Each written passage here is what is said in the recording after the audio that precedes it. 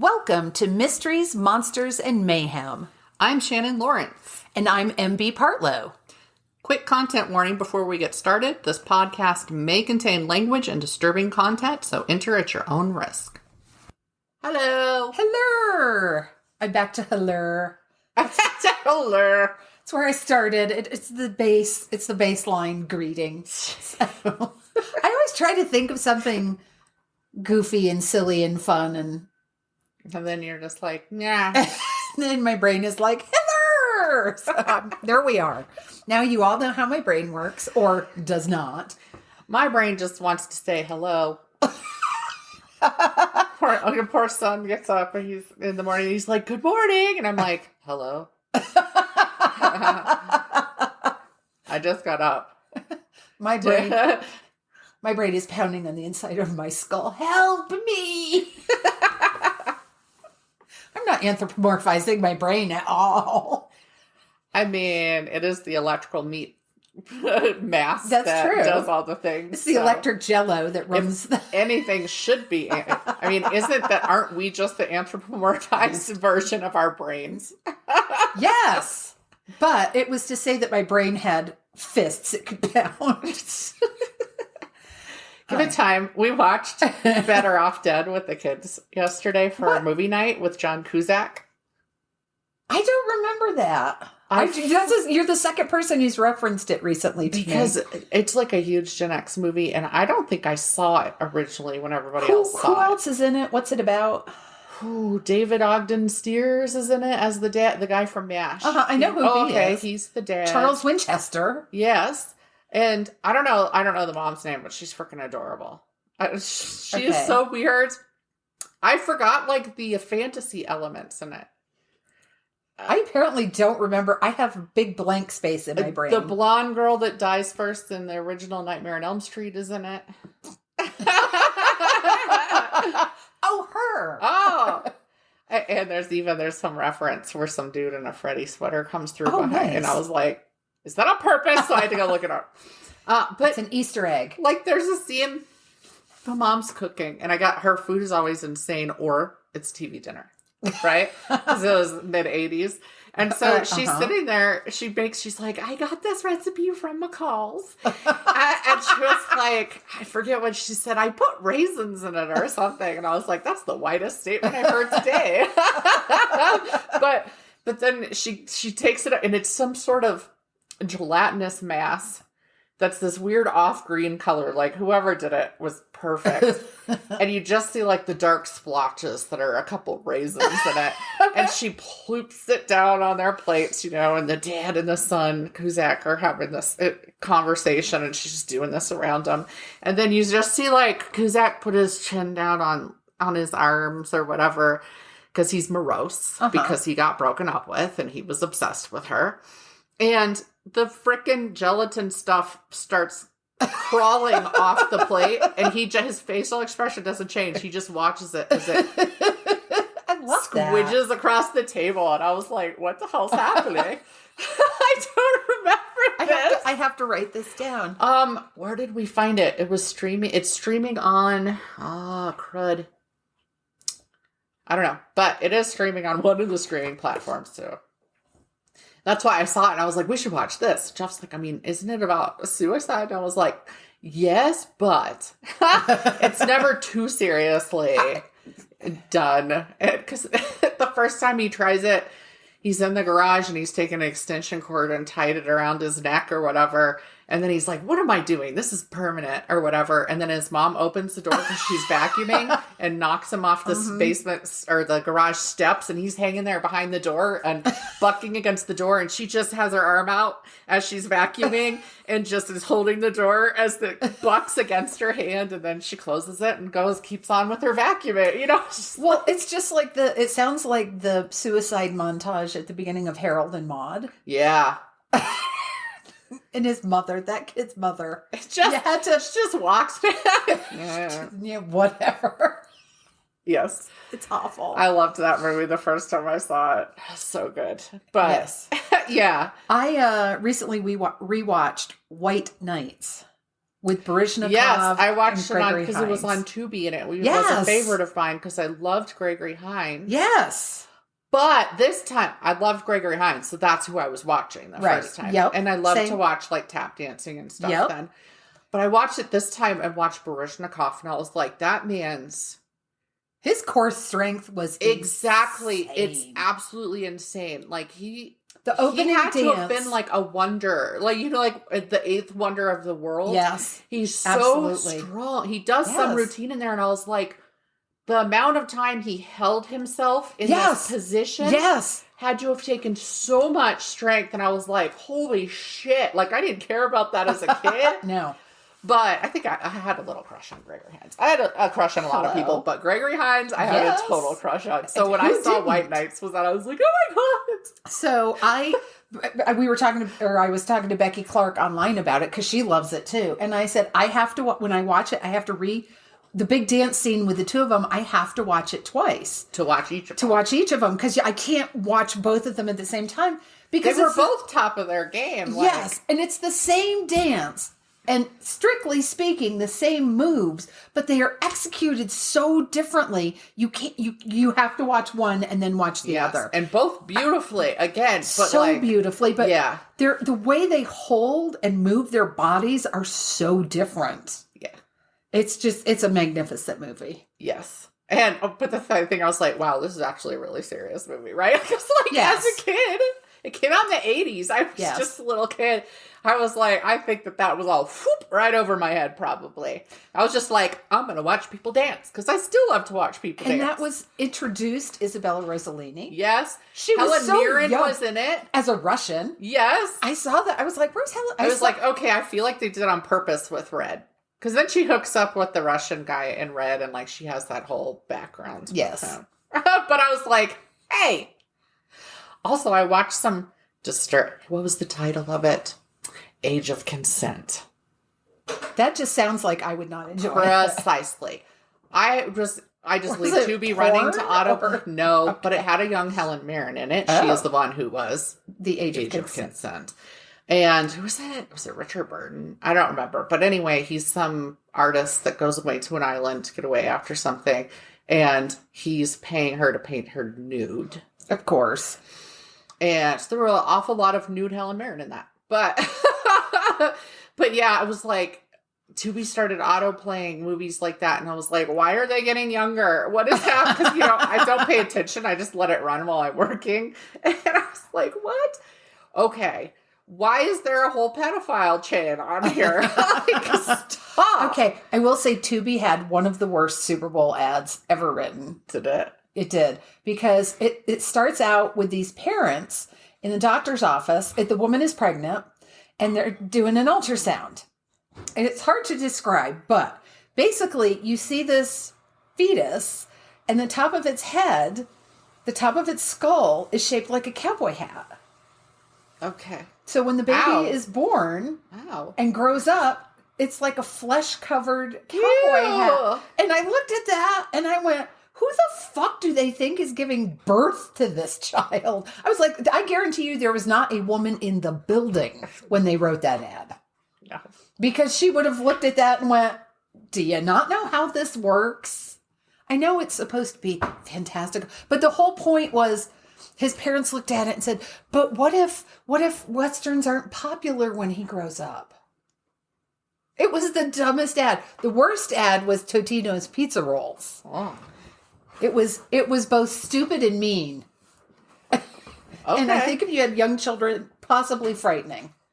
Wow. You know what? I used to eagerly look up the Super Bowl commercials out, when it was harder to find them. Now that I could probably just find them all streaming or whatever. And half of them were on before the Super Bowl. Because I saw them online. Yeah, I saw some that I was like, this says Super Bowl commercial to me. Because it had big stars in it or something, I think. And I was like, now they're just playing them before? I thought it was somewhat clever. I don't agree with what they were advertising, but the Matthew McConaughey, Woody Harrelson ads. Yeah. Because Matthew McConaughey is doing something that just looks so bad and so stupid. And the other guy, Woody Harrelson, is just walking by like, we can see you, right? And he's calm and cool and has his shit together. Now it's I believe, someone can correct me if I'm wrong, I believe it's for AI assistance so that when you go to a store, they know what you like. Oh. They know how to recommend an outfit for you. And I'm like, AI, I shop in thrift stores? I'm so sick of the AI ads. Yes. Every single freaking company. Yep. Just like, fuck off. We don't want it. Apparently some people do. But. Yeah. But it was, and I'm like, Matthew McConaughey should be ashamed of himself for insinuating that AI can tell you what a person is going to want. Dude. It just... Go back to the bongos. Should be. Yeah. Did they get their deal that they wanted in the strike where they can't be like AI copied? So now they're like, fuck everybody else AI is replacing? Is that how it's working? I cannot answer that. Think about if they were coming for your job, Matthew. Woody. Right? I don't know why. And I'm mad at McConaughey, but not Harrelson. Which makes absolutely no sense. No. And I'm aware. It makes no sense.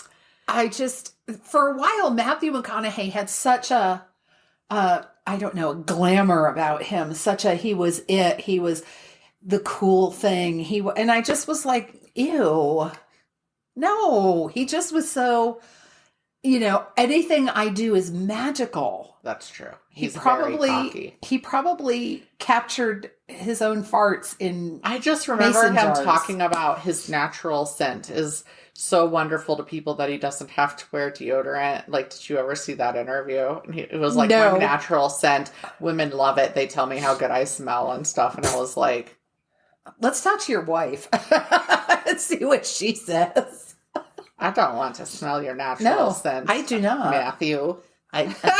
Stop it. You put me on the list of people who don't want to smell that either. Nor did I want to smell Gwyneth Paltrow's essence. No. It's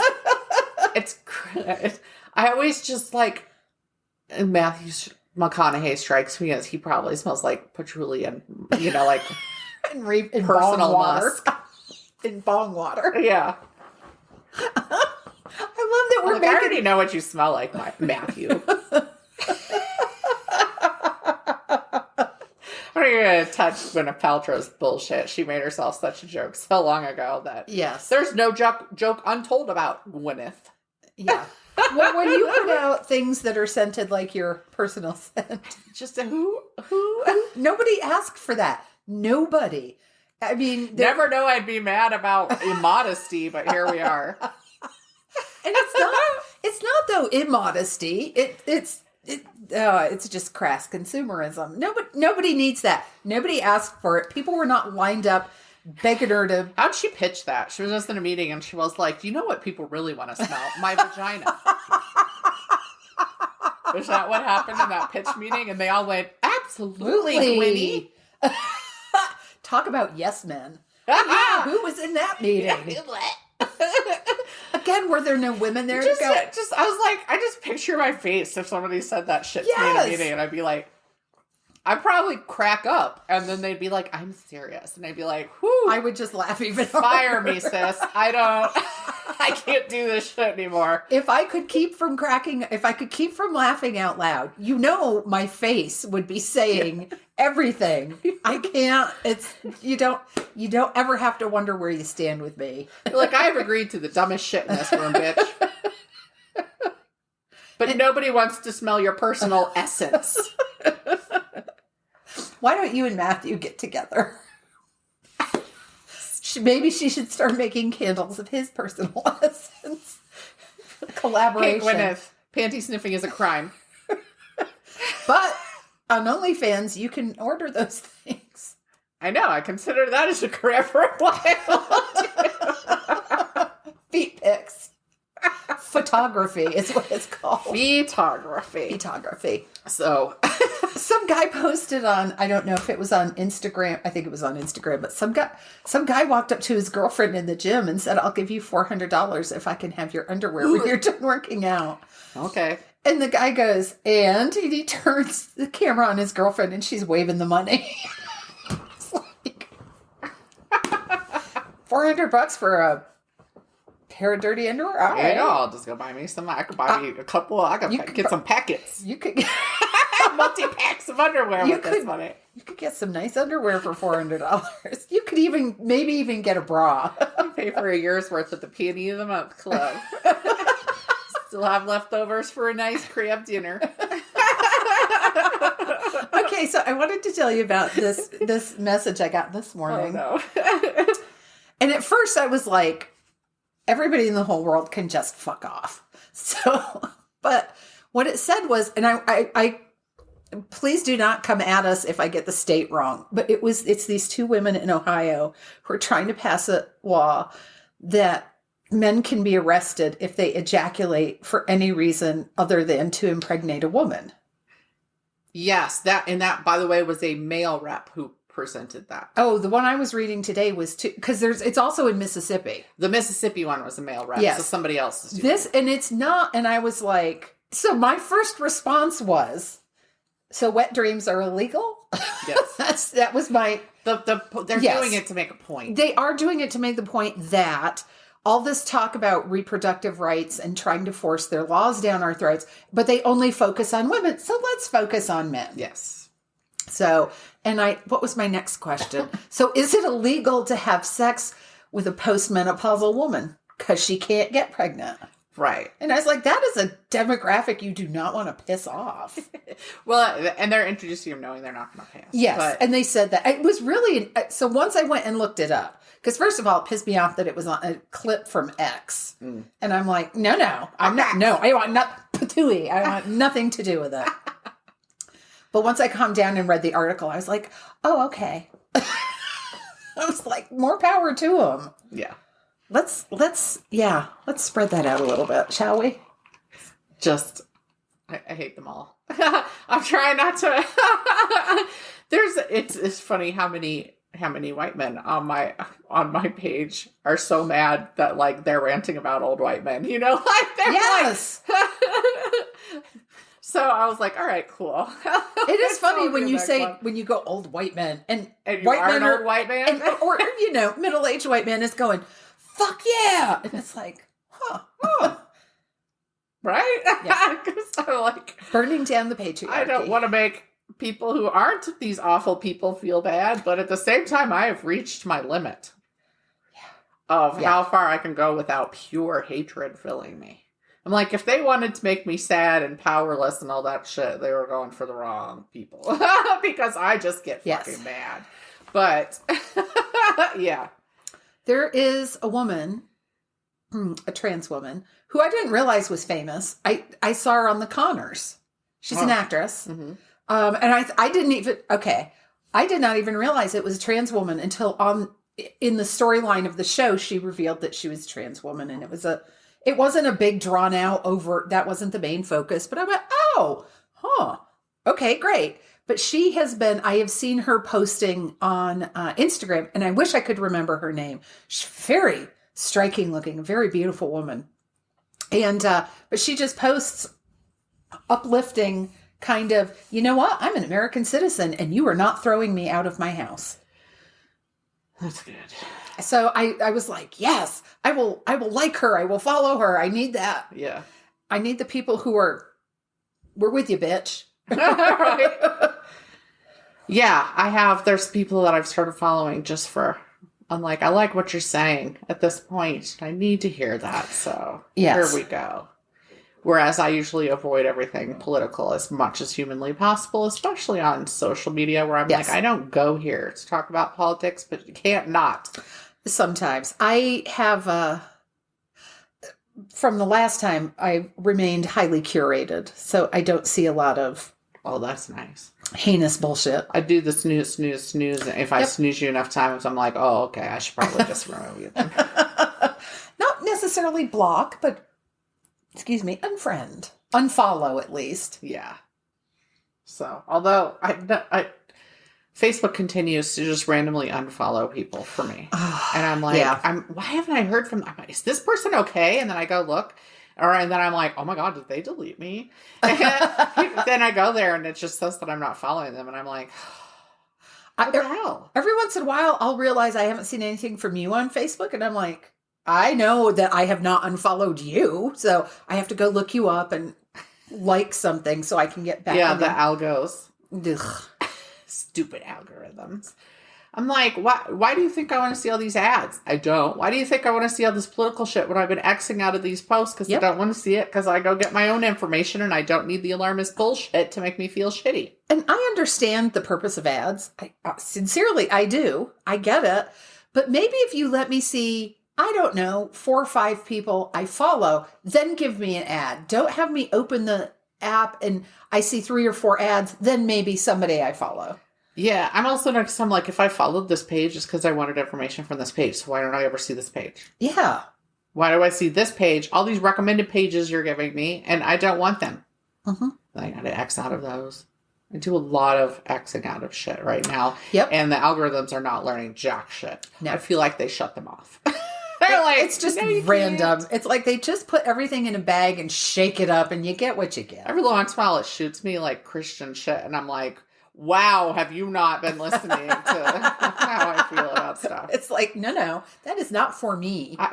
What the hell? Not for me. So the other day I was in a coffee shop. Oh my God. 2 weird things have happened in coffee shops. There's a guy, and so the coffee shop has a little bar where people can sit and drink their coffee. And there's this guy sitting there, and he's an old man. I'm not even going to say older. He was old. And he's wearing suspenders, which kind of stands, and like nice pants and a shirt and suspenders. And he's got his laptop open, and he's obviously, I think he's got earbuds in, because there's a man on the screen who's an old man with suspenders and a nice shirt. And I'm like, is he looking at himself? Yeah. So, but eventually I figured out he was not. But he had a big, well-thumbed Bible sitting next to him. And a handgun on his hip. Uh-huh. And I don't do this because I don't want to get shot. I really do not want to get shot. But I always want to walk up to these people and go, I'm sorry, what is so perilous about this coffee shop that you felt you needed to come armed? Which coffee shop was that? Fuck. I can't remember. I asked because at the Pikes Perk here near me, which is still called Pikes Perk, despite the original one being renamed.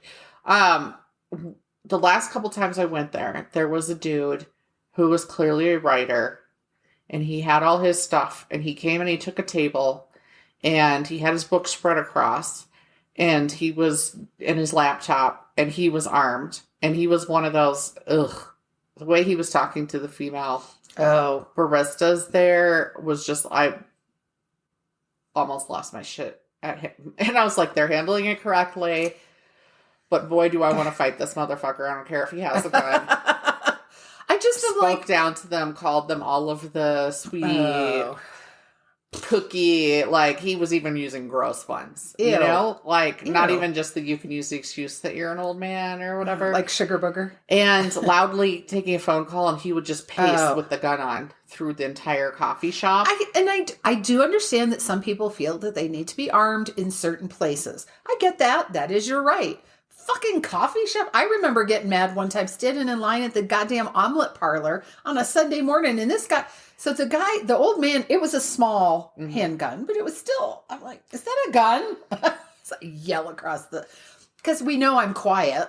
It makes them feel powerful. But the guy standing in line at omelet parlor had on like, it was the biggest fucking handgun you can imagine. It was huge. And I was like, really? Is somebody going to try to steal your pancakes? So you need a strap on then? Just say that to all of them that have that bullshit. Okay. You know your teeny tiny little shriveled dick isn't working anymore, so you gotta use a strap on. I heard you.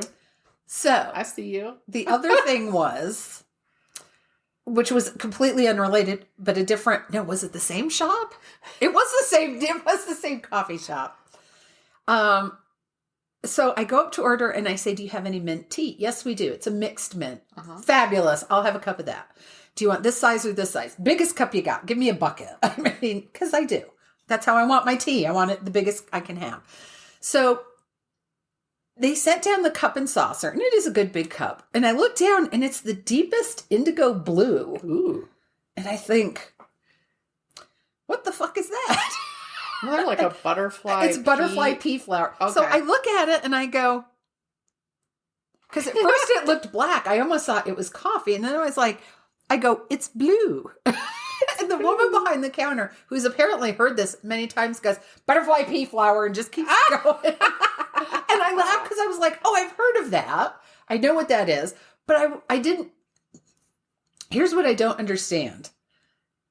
It's a very delicate flavor. Why the fuck toss it in with a bunch of mint? It didn't add anything. It just turned it blue. Yeah, that's weird. It just because like, it got so big and everybody's got out their blue tea, I guess. It kind of looked like Tidy Bowls. But it tasted fine. It tasted like mint tea, so I was happy, but... Yeah, that's weird. And as I took my first sip, I thought, if this turns my teeth blue, I'm going to be so angry. Hello. And it looks like I've been chewing on a pen. Yeah. So, but it did not. It was fine. I went to Jive's Coffee Lounge or whatever it's called in Old Colorado City to meet somebody yesterday. I was kind of disappointed about their selection because also I look for like matcha or chai at this point. If I go to if I want normal fucking cheap tea, I can get that at home. Exactly. And it's not even work. I do the same amount of work at the tea place usually, right? Yes. They're like, here's your tea bag and hot water. Well, I could have fucking done this at home. Yes. So that's all they had though was like Bigelow tea to choose. And they were like, choose one you want. And it's out there and you just choose a bag. And I'm like, well, this is disappointing. But they didn't even have like matcha and it looked like, and the chai was like a tea bag. And I'm like, that first of all, my chai should never come in a bag form. It should not. Unless it's a big bag of mixed. So, yeah. So at the same, this poor coffee shop. Right. The person I was with, they were like, do you guys want anything? Do you want anything to eat? And I was like, no, thank you. And this person was kind of looking it over. I'll take a Rice Krispie treat. And they were formed in muffin pans, so they were round.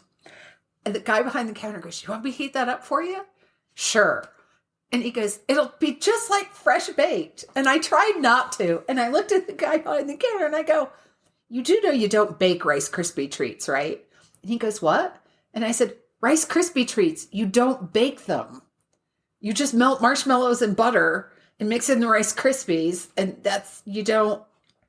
And he goes, and he's just looking at me like, why are you doing that? He's like, I'm just trying to, so the person I'm with is like, it's fine. Warm would be wonderful. Just like, but they're not baked. So it can't ever taste fresh baked. It's kind of hard to be like, if I warm this up for you, it'll taste fresh smushed. Yes. He could have just stopped with, would you like me to warm it up?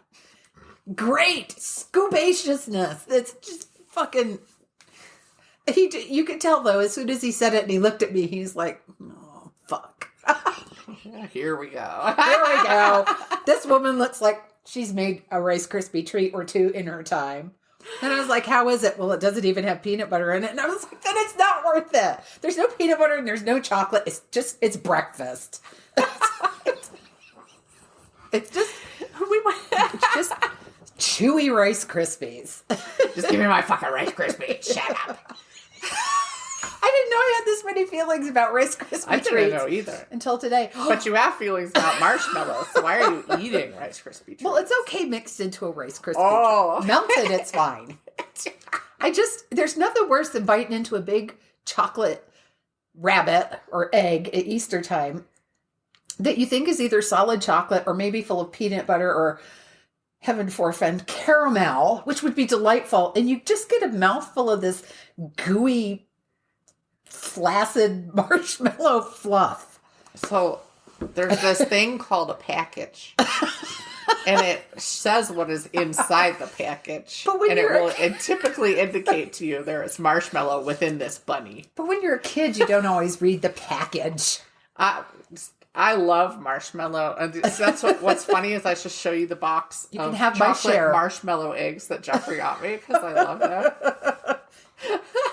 So like nothing worse, nothing better. I think it's fabulous for other people. I'm like, just don't surprise me with the marshmallow. It will not go well. I just want to like do something to just give you a bunch of like Easter candy, but remove the outer covering, like so that I don't know it's everything off. I will never accept. And I'll be like, I will never accept eat Easter this candy, bitch. I will never accept Easter candy from you. I will know better now. Here's me giving a fuck for you. I have a fuck. Yep. I have been given a fuck. I gave you this is my jar of fucks to give. I've been handing love them it. out. And I got one. I did not realize I would be. The jar is practically full, so I'm right up there, high on the list. I want to take it out in public, and if I see somebody, some poor working person, be like harassed by somebody, I just want to walk up and say, "Here you go. Here's a fuck to give them," and then walk away. If I took that out in public, it would be empty and. Well, I was like, when I got it, I was like, this is going to last me one day because I'm at work right now. And then when it's all gone, I burned down the world. So my son brought me a jar and he was like, just put, every time you have to give a fuck, you put it in this jar. And I was like, cool. And then I'll set it on fire when I'm done. Because they're wood and you can actually smell like where they did the cut it with the... Yeah. Heating element. Okay, so I don't have a jar of fucks. However, in my purse, I have a tiny little zipper pouch, and it's just full of adhesive-backed googly eyes and stickers that say for rectal use only. So, so that's how I travel. Oh man. Well, you gotta have your shit. You gotta be able to amuse yourself. Exactly. If the world isn't going to amuse me, if it's going to depress me, then I'm going to fucking amuse myself and everybody around me. Because wouldn't you laugh if you sat down in a restaurant and you looked over at the art on the wall and had two googly eyes on it? Yeah, I had that at one of the... when I took my daughter to the orthopedist, they had googly eyes on a skeleton chart on the wall. And I was like, did they do that? Or did somebody come in and do it and they don't know it's there yet? Or imagine you're in the hardware store and you find... Just pick anything at the hardware store and there's a little sticker that says for rectal use only. Like, this claw hammer is for rectal use only. I may have given some of those to a friend of mine. Who will use them irresponsibly. That's good. I feel that's how they're supposed to be used. I agree. That's why I said, here, you need some of these. All right, so shall we? I guess I'll start. I should say, to do my due diligence, that I had a story come out in a book called Satan Ride Your Daughter Again. Which I feel like how you feel about that title tells you whether you should be reading the stories in it or not. My story is called Horsewomen of the Apocalypse. And it involves a whole scene in like a porn director's house. It's horror. Okay. That's all you're going to say? Yeah. You big tease. That's what he said. That was close. I almost spit water out my nose, but not great. So I took that quiet pause. You took the quiet pause to know whether you were going to be laughing your ass off as I snotted ice water back onto myself. Absolutely. We're nothing if not honest with each other. All right. I'm mad, so I'm going to be covering the murder of Brandon Teena.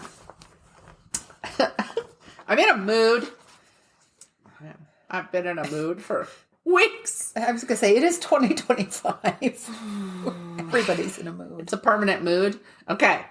Teena Renee Brandon was born December 12th, 1972 in Lincoln, Nebraska, and that is the last time I will dead name him.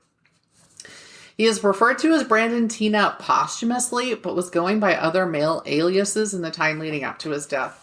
And so, unsure of how much he actually went by Brandon versus the other male monikers, I'm going to go ahead and use it to be consistent so that people know who I'm talking about. But it was kind of interesting to see that was never actually a name that I saw used as his alias. So, and also, I'm just going to say now, if I mistake, it was really hard reading historical articles about this event where they all use the wrong pronoun and then trying to write it down. So if I make that slip, that is why it happened. I tried to do a search to make sure and I didn't see, but just, because I would literally be reading through a whole article saying she, her, blah, blah, blah, blah, Teena.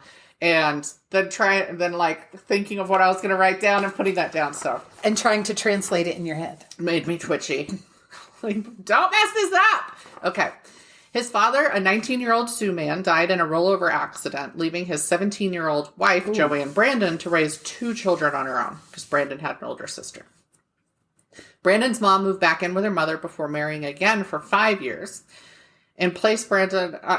so it's interesting because some of the things were said that she actually just left the 2 kids with her mom for a while. Mm-hmm. So I don't know. She supported them on disability, finding them a place to live in a trailer park. At some point, Brandon and his sister were said to have been sexually abused by an uncle. Oh. And I was like, was that at the grandmother's house? No idea. No details. When Brandon hit his teenage years, he increasingly got into trouble. So just to be clear, Brandon was not a perfect human being. Ultimately, he got expelled from high school. During this time, he'd begun to identify as male, dating a plethora of girls. He was very much a womanizer. And he dated a lot of younger girls who were never aware that he was biologically female. As he bound his breasts and kept a sock in his underwear, eventually when he got older, he switched to having like a dildo in there to look more realistic.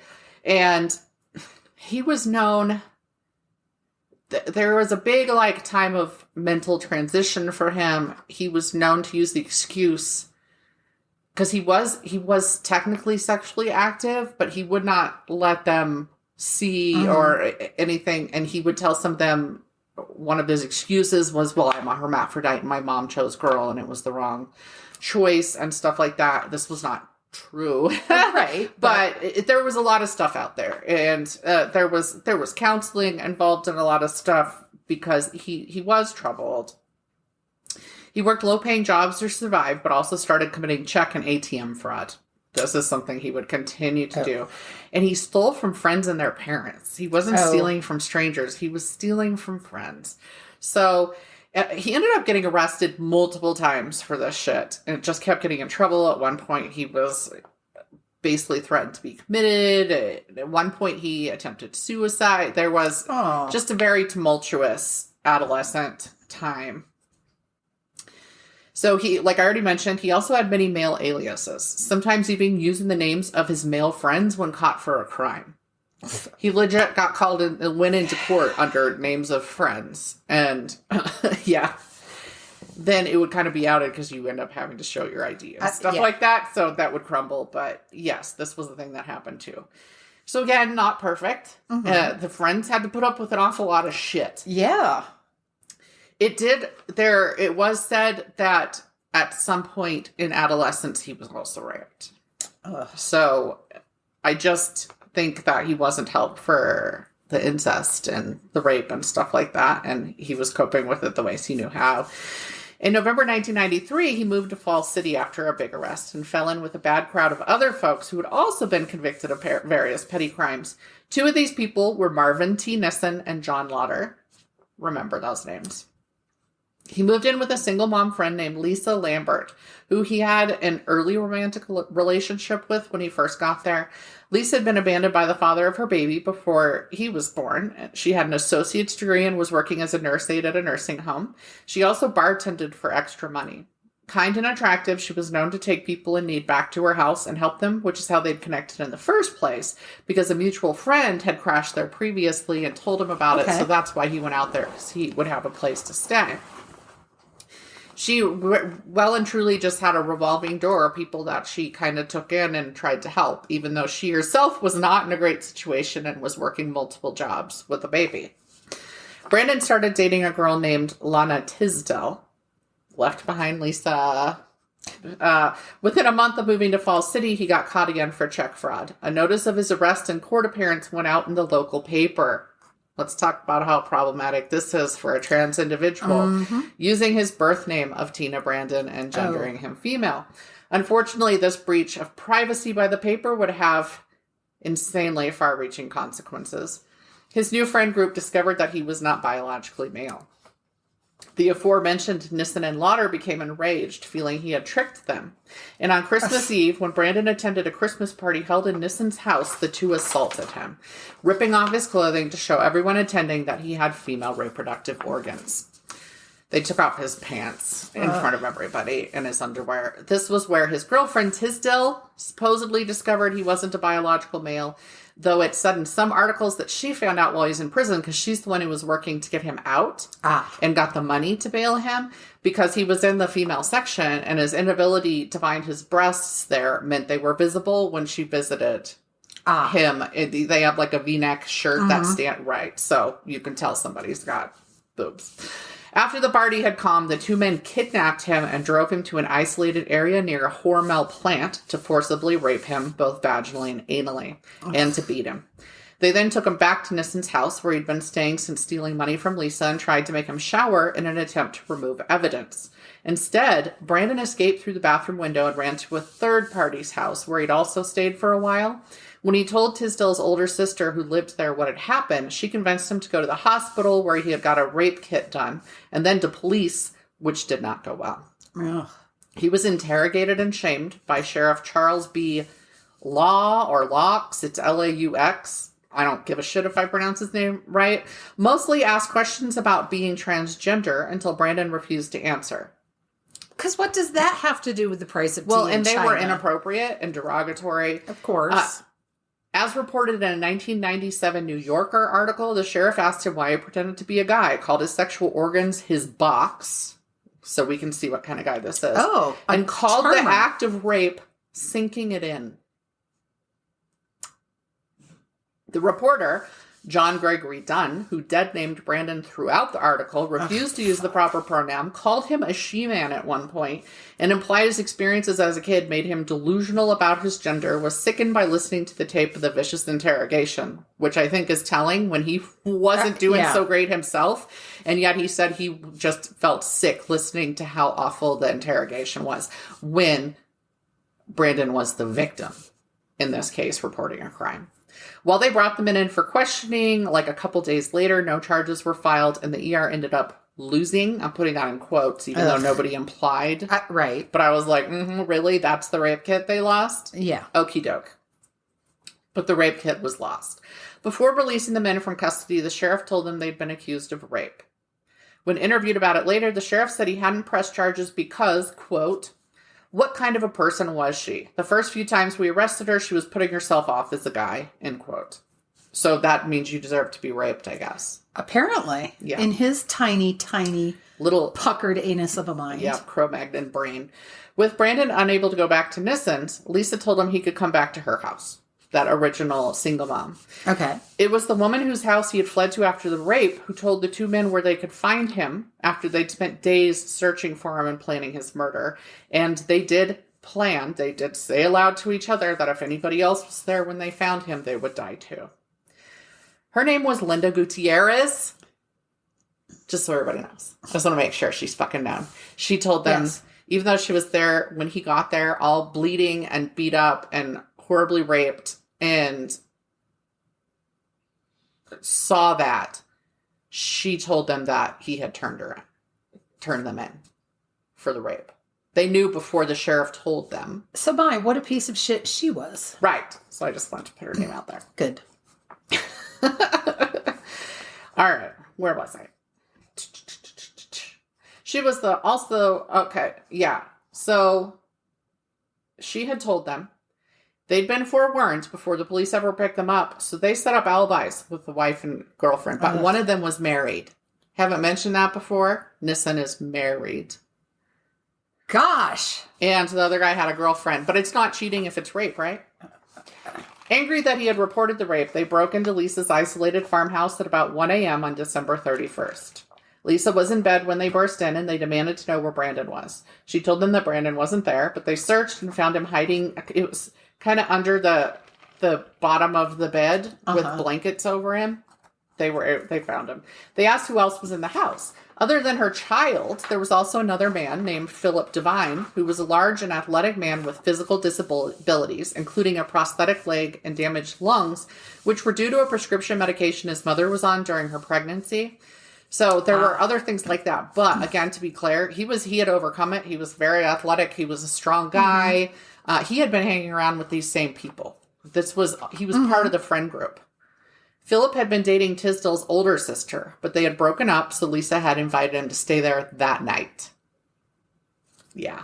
At Lisa's response, they shot Brandon in the eye and the jaw. When he continued twitching, Nissen got a knife from Lauder and stabbed him in the chest, penetrating his liver. It was like lower chest, but not belly quite. Then he shot Lisa in the chest, which was not fatal, and the two men went to get DeVine, bringing him in the room to watch as they shot Lisa again, this time in the head, obliterating her face and leaving powder burns. They then forced Phillip into the living room, claiming he begged for his life the whole time. They told him to sit on the couch, where they shot him twice in the head.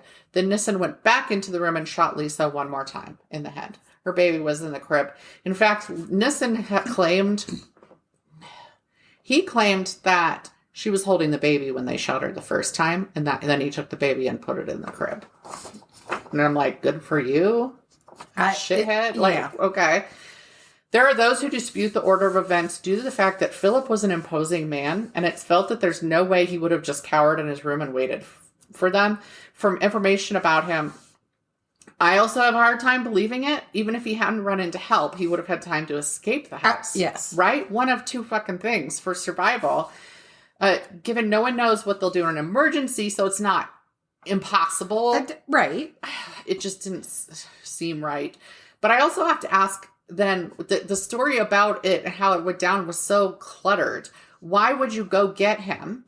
Why shoot them where they were? Go in his room, not just shoot him where he was. Bring him in, then move him to the living room. That doesn't make any sense. It doesn't. And so I figure there's a chance he was actually sitting in the living room already when they burst in. And they took him out immediately because you remove the biggest threat first. Yes. No matter how stupid a man is, that is typically the thing in his head. You see that over and over and over with mass killings and... or even if you're not thinking about him as the biggest threat, you come in the door and you see there's a guy there, right, that you weren't expecting. You get rid of it. You get rid of the threat. Yeah. And when the first person who found them came in, it just looked like somebody was sitting there. She just walked right past the person sitting in the living room. Oh, so I'm just like, yeah, that doesn't. Okay. Either way, the men did not shoot Lisa's 9-month-old baby. It's important to say that Tanner, whose grandmother was the one who found him at around 10 a.m. later that morning when she arrived to drop something off. When she got there, the front door was open, despite frigid temperatures. We're talking about Nebraska in December. Mm-hmm. And she could hear Tanner crying inside. When she walked in, she first saw Phillip, right? Thought some dude was sitting there in the living room. Then she went into the bedroom where the crib was and found her daughter, dead and sunken into the waterbed, which had been penetrated with the bullets and leaked, soaking the floor. Of course. Next to Lisa was a third body, but Tanner's grandma didn't know who it was at that time. Okay. Just saw their legs, basically. An emergency technician and nurse, she knew not to touch the crime scene. So she took Tanner, called the police, and made the baby a bottle in the kitchen. She said, I tried to just touch everything with like one thumb and one finger that I could, but the baby needed to eat. And she had to work to warm him up. He'd been in that house for hours in December with the door open. And he couldn't have been warm.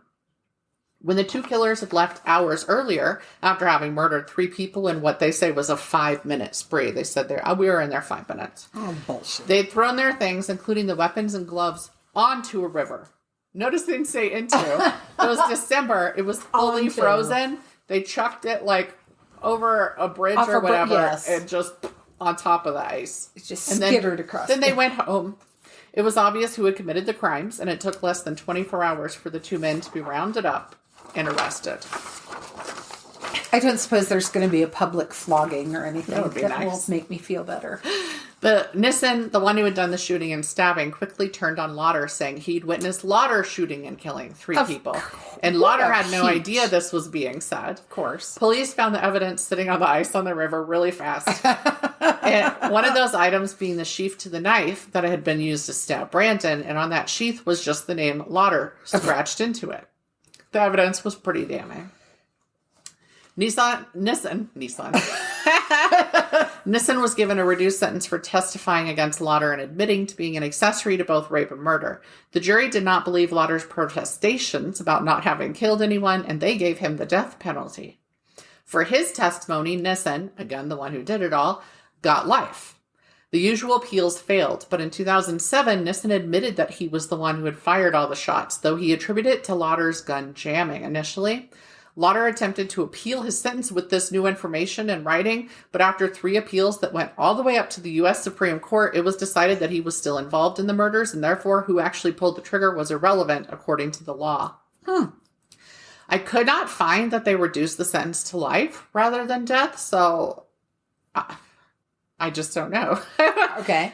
And that did surprise me in this instance, though I read one of the sets of appeal court documents and they explained that the evidence was overwhelming, that Lauder had told several people he felt like killing someone that day, that he'd stolen the gun from a friend, that the gloves and knife were items he'd taken from his father's house, etc. All the physical evidence was against him. So double jeopardy kept them from being able to go after Nissen for the murders again after he admitted it. Brandon's mother sued both the sheriff and the county for their part in the murder, namely failing to do anything after the initial report of rape and inadvertently causing the murders. She won and was granted $80,000 by Judge Cody, but Judge Cody reduced the monetary award for 2 reasons. The murders being the fault of the 2 men who had gone to the house and therefore taking some of that blame off, and something called contributory negligence. What is contributory negligence, you may ask? I looked it up. It basically means the victim, due to their own negligence, was also partially at fault for the crime committed against them. In short, that fucker was saying that Brandon's actions as a trans male contributed to his murder. And therefore, it wasn't completely I mean, I get it. I'm assuming that person was like, well, shouldn't have been dressed like a man, Neanderthal. But his mom kept fighting, and the Supreme Court removed the contributory negligence, giving her back the full $80,000, which had gone all the way down to just under $18,000 when it was reduced. Wow. And awarded her additional money in 2 different decisions for pain and suffering, funeral costs, wrongful death, and intentional infliction of emotional distress, taking the total due her up by over $30,000. Nice. I was kind of impressed with the judges, except for Cody, which is why I named him. But in these were kind of landmark type decisions, These were setting a precedent. And so if they had bias, did not let it influence their decisions, right? It was a jury for, the guy that got death. I'm not sure it was just because the other guy had admitted and pled, right? So anyway. Unfortunately, this finding really doesn't seem to diminish Laux' career, as he went on to serve as a county commissioner, a member of the community council, and, before his retirement, a bus driver for a school district. He never apologized that I could see for his uselessness and part in the murder, wouldn't grant interviews to the press, and never apologized for his spiteful behavior, including calling Brandon it. Despite this, the Brandon versus Richardson County ruling is considered one of the most important cases for transgender visibility. It also made it clear that law enforcement had to be held accountable for their action or inaction in protecting victims of hate crimes, right? It doesn't matter if you're racist. It doesn't matter if you're anti-trans. You have a fucking job to do. And if you can't do it, you shouldn't be there. Exactly. When the murders occurred, sheriffs in other nearby counties were very vocal about the failure of Sheriff Laux. So again, I was like, oh, well done. Saying they should have been arrested when the rapes were committed and asking what the sheriff would have done if the rape victim had been one of his family members, which I mentioned because it was somehow a relief that other officials, that these other sheriffs were like, ooh, bad call, dude. Like, shame on you. Yeah, that he wasn't just doing this and it was tacitly okay. Yeah. Other people in his peers said, no, Bubba, you fucked up, you cracker. That's not what you're supposed to do in this role. No. So I would have felt reassured to be in their counties. Yes. And this was in the 90s. That's a pretty big deal for officials to be like, nah, bullshit, dude. I don't give a fuck like who it was. It wasn't okay. The news in the 90s was complicated, as we all know. With reporting dead naming and misgendering Brandon repeatedly. He was called a lesbian in some stories or simply a woman. There were mixed feelings and opinions, though, especially in Brandon's own family. He had never done hormone replacement therapy or surgery, though he'd claimed to girlfriends that he'd started, but he had not.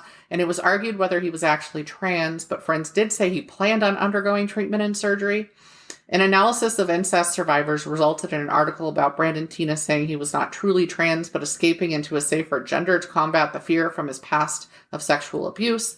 His sister felt he was not trans, but found it easier to pretend to be a male than to admit to lesbianism, and it was said he had lesbophobia. She said that in his younger years, he was offended when referred to as male despite his masculine look and mannerisms at the time. This may also have been self-protective. It's impossible to know because he's not here to say one way or the other because he was murdered. But I felt ultimately after reading all these differing opinions that defaulting to the gender he embodied at the end is the most respectful response I could personally give, and that was male. So, yes, I cannot say for certain, no, actually he wasn't. That's not my place to say it. But I'll respect what he showed at the end. In the years after his death, his mother resented people referring to him as Brandon and as male, making public statements about the issue. When she buried Brandon, she put his dead name on the gravestone and finished it off with daughter, sister, and friend. Like, as I'm reading all this stuff, that one just shot my blood. I was pissed about it when I read it because I was like, really? There's something about him being murdered for being trans and then still being incorrectly identified on his tombstone. That's just... It felt like an injustice to me. Yes. She was livid when Hilary Swank thanked Brandon in her Academy Award acceptance speech for the film Boys Don't Cry, in which she played Brandon. And she was like, I'm tired of people using him when they don't understand what happened. And anyway, she's not happy about it. I will say, though, that years later, in 2013, she appeared to have come around some. She voiced that she was now okay with the media calling him male, that she was glad the movie had provided a platform for LGBTQ plus folks to have a voice. Though she still referred to Brandon as she when talking about him. She didn't speak ill of him at all. There was never anything like that. And she clearly missed him. She even said, quote, "And if being happy meant living as a man, I would be fine with that." So, good. I can't blame somebody who didn't understand what was happening, and I feel like it was big for her that she'd worked after his death to come around to that. It took her time, but she was also robbed of that time and a chance to learn about him still alive from him directly, but she got there. She could have easily continued, I suppose a lot of people do. They double down. No, this is what I believe. And she did for a while. Right? And so did his sister. And I don't know anything about the sister after that, but since the sister fully felt he wasn't trans and had talked to him, and, I can't say anything about that, though. But your sister doesn't know your inner thoughts. Right. I mean, they're not you. They may know you really well, and it sounds like they probably were close. Yes. And the thing was, even in, therapy situations, he had voiced early on when it was all very tumultuous and all of that. No, I'm not trans. I just, I feel safer around men when I am a man and stuff. And you know what? That's valid too. So again, nobody can say. No. Yeah. There was the whole article I read basically saying he wasn't trans. It was incest trauma. And it was a compelling report to read. There was a lot of evidence, stuff, real things pointed to in that. And again, we can't know. We don't have the opportunity to get to know, right? Also, to put it out there, a journalist named Donna Minkovitz, who wrote about Brandon in the Village Voice, expressed in 2018 that she regretted not understanding more about trans individuals when she reported on the story. So I assume that there was dead naming and stuff. But her looking back at that, I felt, again, I wanted to mention these people that tried to learn, that tried to come around to this stuff, because I think that's important, because I think there are more of those people than the awful people, right? Yes. It's really hard to not focus on the awful people. To end with one final crazy detail, Nissen, in letters to the New Yorker journalist, actually dead named and misgendered Brandon the least of pretty much anyone else interviewed in any of the articles, including Brandon's friends who knew he was trans and weren't bothered by it, and yet still said she. In my opinion, it wasn't out of respect on his part, but an established low IQ and the inability to talk about Brandon other than as he'd known him in life, which was Brandon and male. Yeah. Linda Gutierrez, in later interviews, also still referred to Brandon as him, because that's how she'd known him, I assume. So it's a shame people not responsible for his murder couldn't do the same thing. Again, it's super confusing, in the brain, ultimately, when you're reading all these things that are she and this and that, and I'm just like, Twitch. It's really not that hard to say, hey, if you can switch from calling Twitter to calling Twitter X, you know how to remember a name. The Gulf of America. Oh, fuck that shit. Sources: Britannica, The New Yorker, SupremeCourt.gov, Wikipedia, NBC News, Lambed Illegal, and The Inconvenient Truth About Brandon Teena by Carolyn Gage, which is the article or piece, blog post, I don't know, specifically about it's not because he's trans, it's because of incest. So Wow. Oh, and I'm sorry. See, I even twisted it. She actually called that The Inconvenient Truth About Teena Brandon, not about Brandon Teena. I should be clear. Look at that. My brain was like so set on putting it the right way. Yes. And she is also the one that pointed out, though, like, he didn't actually go by Brandon Teena. That was something that do you know what they did after. What names he did use? Yeah, I did. I decided not to list them because the ones that they gave were friends' names, and I didn't want to put those people. I don't blame Yes. you. But I was like, if he called himself Mikey. But it was like Charles this. Oh, and so it was masculine names that he was taking, but not necessarily specifically Brandon Teena, which is fascinating to me. I'm like, did the press really, was it the press, or was it because this was grasped onto by LGBTQ plus folks and advocates? Did they assign that name and it kind of caught? Like the name, you know, like a moniker will catch on in the news for all sorts of things, including like a serial killer or something like that. They didn't call themselves that. So yeah, that I was like, that made me stop and think and realize, no, I never saw that. None of those things were, he was in court under the name Brandon Teena. He was arrested under this name. It was all this name or that name, Charles this and that. And I was like, interesting. I do not have time to pursue this line of thought since this is the last article I read. But no, it's just, sometimes you get to the point where your brain is full and you have to say, I am done. Thank you and good night. Right. You just can't, you cannot take any more in. You're full. You absolutely can't process anymore. Now, that's not to say you couldn't get up the next day. I'm not saying you could never change your mind or learn something new, but you reach a point in time where you're like, no, for this moment, I have to be done. This is the thing where I'm going to stop here and not go back through everything and try and find something new about it. And again, it did show me, especially too, how it got picked up and pointing out, you know what, maybe he wasn't actually trans. Like maybe he never identified himself as trans. Yes. And that's important too. But my problem is I'm so resistant to, because of the nasty bigots that are like, it's a mental illness to be, trans. And I don't want to support that. And I'm like, how much is that true for the person who said that? And that's the sad thing that he is gone, is that we can't ask him. Yeah.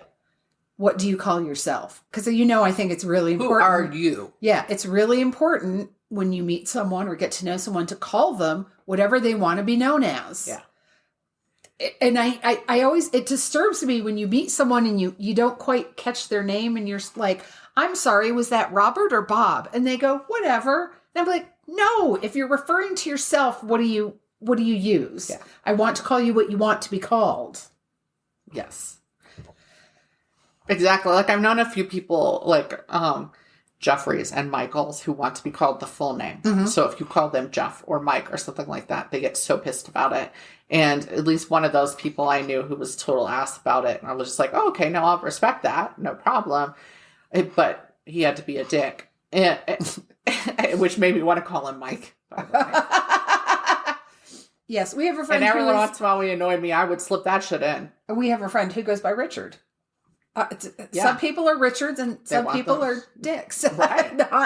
not in the derogatory way. But the thing is, everybody who bitches about, I'm not going to remember this person's name because they decided that they're a woman or whatever. And I'm like, how many people do you use the exact name that they want?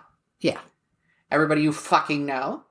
And it's not that hard. And what you're doing is making yourself look like a fucking idiot then. And when someone gets married, a woman gets married, generally they change their names. You can adjust to that. Yeah. So, yeah, if you can call somebody a nickname, if you can call somebody by their married name, you can sure as fuck call them by the name they want to go by. Although I will say, typically, if I can't remember your name, I'm going to call you Skippy. That's, yeah, for a while. When some of the younger generation in our family, there would be partners coming to family gatherings, and some of the guys, I'm like, what, it's Skippy. If you stick around, I'll learn your name. Yeah, I'm pretty much, I shouldn't say it on here, but Go ahead. Listen, if you date a lot of people and bring them into my life, I'm going to stop learning their names. Yes, I know. If it's constant and frequent. Also, my husband just refused to stop learning new niece and nephew names because he was like, fuck that shit. Too many. And some of them come and go too. Yep. And so he's like, So what's that one? That person's daughter. Like your niece. That's the name. And he's like, yeah, whatever.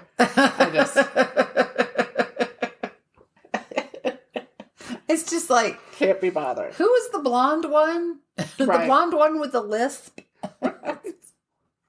Oh, that one's not here anymore? Okay, then I'll just let that fade from my mind. Yeah. No. That is one place where I'm like, nope. Yeah. I don't have the mental room anymore to care. It's like, I'm sorry, am I ever going to see you again? Because if not, then I don't really need to. Why am I meeting? I just looked at like, you need to meet this person. No, I don't. I really don't. Why should I? Once you've established that they have a place in this, somehow, I will learn their name. It's very literally not my circus, not my monkeys. Yes. Yeah. These are not my monkeys. These are your monkeys. Handle your monkeys. I like that. Handle your monkeys. Handle your monkeys. Get a grip on your monkeys. That sounds kind of rude, doesn't it? Wait, that might be the title. Get a grip on your monkeys. That will go. That's the perfect segue into my piece for this month. I was going to say this week. I called it March Mayhem because I had a hardcore need for some mayhem, as opposed to all the stuff that's dreadful in the world right now, because there's just so fucking much of it. So, interpret that as you will. I needed some ridiculousness. Now, I have a pretty high need for ridiculousness on a regular basis in my life, but it was getting high. So, I said, I'm just going to go and, because I knew you would do something serious. But that's not a surprise. You tend to do more serious stuff, and I tend to be a little more of a whack-doodle. So, a new friend sent me a lead on the Demon Cat of DC. Oh, yes. Have you heard of the Demon Cat? So, you should know that my introduction to liking horror and stuff like that was actually because DC is so rich. Right. With history.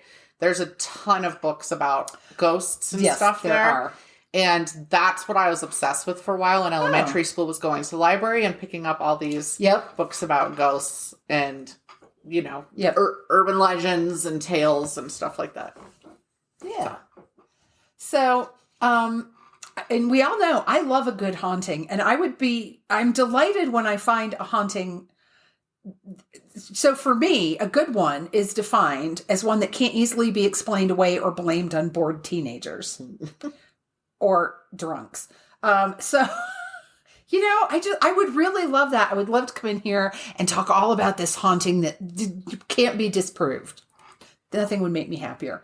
Because I once was a bored teenager, and I know the capacity for just chuckle fuckery is indeed magnificent. I mean, we used to give people wrong directions. People would stop. People would stop and ask us how to get places, and we'd just point in the wrong direction or give them completely bogus directions. We would act like... Why were they asking kids anyway? Well, they would, because we'd be sitting on a stoop in an abandoned it was an old abandoned hotel, and we would sit on the front steps, and they'd be driving through, so they'd slow down. Hey, and I'm talking, we weren't little kids, we were teenagers. And if we weren't acting like we were half-wits or couldn't speak English, we would give them fucked up directions. The one time as a kid, I was asked for directions when the man actually was trying to kidnap me. So I'm like, don't fucking ask kids for directions. That's really what I want to say there. Gross. So, The demon cat dates back to the late 1800s and is found in the White House and the Capitol building. Honestly, it's mostly in the Capitol building, but of course, and if there's a ghost, it has to show up at the White House, or it doesn't count, I guess. Did you know there's a crypt beneath the Capitol? There's a lot of things beneath the Capitol, including secret tunnels and shit. Yes. I did not realize there was something actually called the crypt, but it isn't a real crypt. It's a vaulted space beneath the rotunda, which is just referred to as the crypt because it resembles that type of space in churches. It's huge. It's vaulted. It has columns. It has, where is it? I'm like, sorry, I'm waving my arms now. It has a white marble compass stone that divides the city into quadrants. This is the northeast. This is the north. That's where it originates from. There are 13 statues representing the 13 original colonies, and the Magna Carta replica and display. Now, beneath this gorgeous space, and it's a magnificent space, is another space where Congress had hoped to inter the remains of George and Martha Washington. However, in his will, George Washington specified that he wanted his remains to stay at Mount Vernon, and his descendants opted to honor that wish. Well, yeah. Yeah, one would hope. He's like, this was work. Yeah. Why are you going to bury me at work? So, the space beneath the crypt remains empty. But back to the late 1800s. Cats were brought into the tunnels beneath the Capitol for the same reason that cats are always brought in. Mice and rats. There was one guy who, I don't think I even wrote his name down, although I said his name and Joe goes, yeah, I know who that is. He talked about being a page and a White House page or a Capitol page and hunting rats beneath the Capitol. That he said rats can get big and scary. I loved him.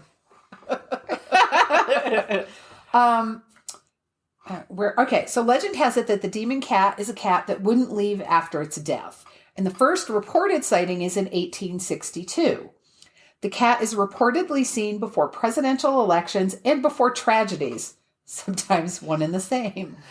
White House guards supposedly saw the cat the night before both Lincoln's and Kennedy's assassinations, as well as the night before the stock market crash in 1929.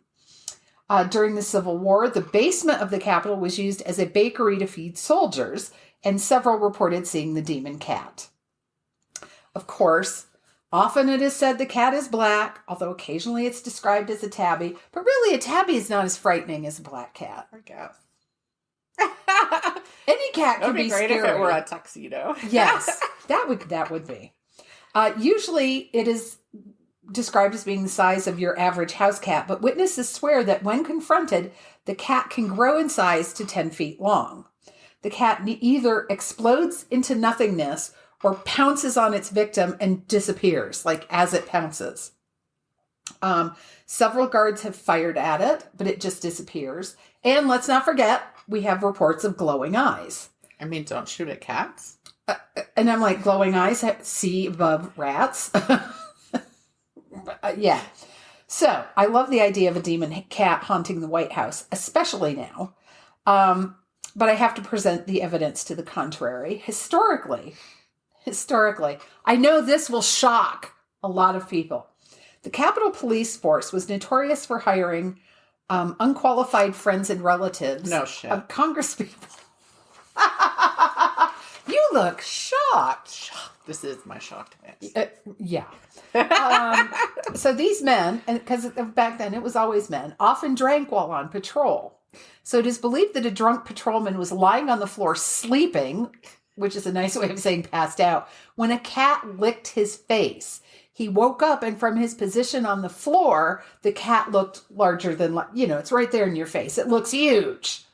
When he reported the giant demon cat, here's the catch, his supervisor sent him home to recover. Go home, you're drunk. Yes, which led to other officers realizing if they reported seeing the demon cat, they would also be sent home and get a free day off. Well, I'm like, shit. Just once. I want a haunting that's real. I want everybody to now say they see a demon cat at their place of business. And get a day off. To get a day off. That's day off on us, folks. There you go. Free day from Mysteries, Monsters, and Mayhem. Free mayhem. Free for the asking. Okay, so we're gonna continue with more mayhem involving animals. This time we're gonna go to South America. We're gonna look in on the drug cartels. So you're gonna love this. It's 2010. Colombian police officers kept raiding hideouts of the cartels, but for some reason, when the police turned up, the gang would have just departed. They just left before the police got there. So authorities had no idea how the gangs were being tipped off. One day in a seaport, I don't know why I didn't write down the name of it, but I did not. They came across an empty hideout. But hanging out nearby was a parrot named Lorenzo who was trained to yell, "Run, run, the cat is going to get you," in Spanish. I tried for the Spanish translation and I realized I would not be able Corre, corre. Yes, but it was the rest of it I couldn't pronounce. El gato. Is going to get you. But I don't know how to say get you. Yeah, that was the part I want. I don't know how to pronounce that. So there you go. So they went back into the hangout and found 2 more parrots trained to work for the cartel. After making this discovery, the authorities ended up confiscating approximately 1,700 parrots in the region. Eventually, the parrot method failed. Go figure. And 4 men were captured with large amounts of marijuana and more than 200 guns and other weapons. On the other side of the continent, in Brazil, a similar method was used, only this time the parrot would shout, "Mum, the police," if it spotted a uniform.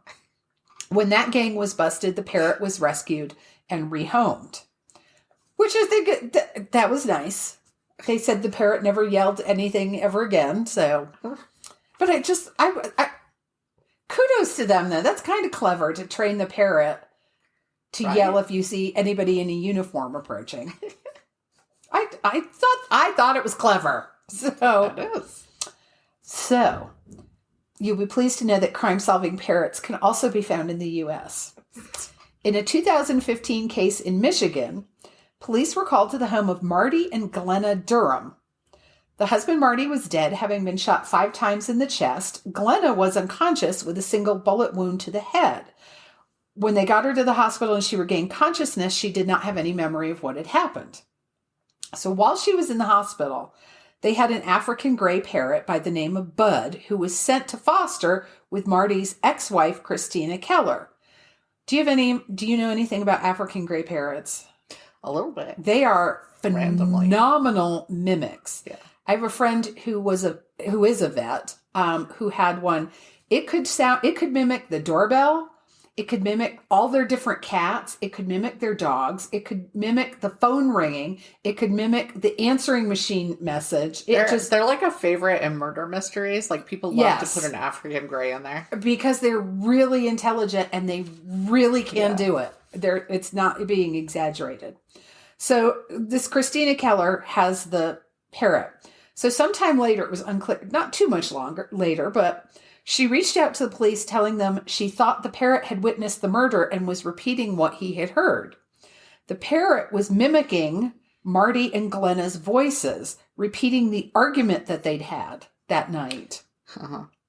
And it would always end with Marty's voice yelling, "Don't fucking shoot." When confronted with the evidence, Glenna eventually confessed and was convicted.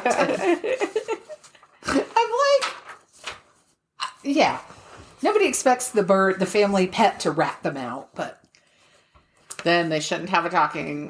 don't commit a crime in front of the intelligent talking creature that's sitting there. However, and this one's just kind of an aside. In 2016, there was a car fire in Vancouver. And when police arrived, they found a man holding a knife. So after a standoff, the man dropped the knife and was arrested. But before the police could pick up the knife, a crow swooped down, picked up the knife, and flew off. And that just tickles me for no good reason. Police gave chase, and they didn't really have to chase very far. But the crow did drop the knife, and it was bagged and tagged and admitted into evidence. So since I've covered cats and birds, I am now going to give some time to dogs. So, Here's a classic tale from Oregon in 2010 from the Rice Northwest Museum of Rocks and Minerals. The museum houses a large collection of gemstones, minerals, fossils, and meteorites. And I don't think that sounds like the world's most obvious target for a robbery, but apparently I'm not up on this. Okay. I'm not up on the crimes. What do I know? So a caretaker found a huge hole in the bathroom wall one day and alerted the police. So they installed security devices. Now, it didn't make it clear, but I'm pretty sure the police did not install the security devices, that it was the museum that installed them. But less than a week later, they went off in the middle of the night. And when police arrived, they found a bike and a backpack and nothing else. Which leads me to say, why a bicycle? Why? How are you going to flee a crime on a bicycle? In the middle of the night. It gets better. It's been done a lot, including by some, like, a very famous serial killer. Yes. So the police are patrolling. Human officer and a canine officer were patrolling about a half a mile from the museum when the dog alerted on the ground. So that's kind of weird. And then the dog bit the ground. Then the ground screamed. Oh. It was a man in a ghillie suit. So if anyone is unfamiliar what a ghillie suit is, these are full head to toe camouflage outfits, but it's not camouflage like just printed on the jacket. I'm gesturing like you can all see me. It's covered in long grasses. Yeah, it's like covered in netting, and there's like bushes and sticks and twigs and grass all stuck to the suit. So let's go back again. How inconspicuous are you going to be riding your bicycle in your ghillie suit down the street with your backpack full of stolen whatever? I would like everything as they pedal, to be like tink, tink, tink, tink, tink in a bag. So his intended goal, they think, was probably some gold nuggets and that were on display and some valuable minerals. He'd made the hole in the bathroom wall and planned to sneak up on the museum in his camouflage and wiggle in through the hole. So he was later charged with criminal mischief and burglary. I just was like, it's a good thing criminals are not generally, I know, the top of the gene pool. You should have seen the stuff in the articles about the Nissen and Lauder and just like, fucks. Because they were like, we don't want to get in trouble for rape, so we will very obviously go murder somebody when everybody knows that we're mad about being accused of rape we did. And they will, of course, find you immediately.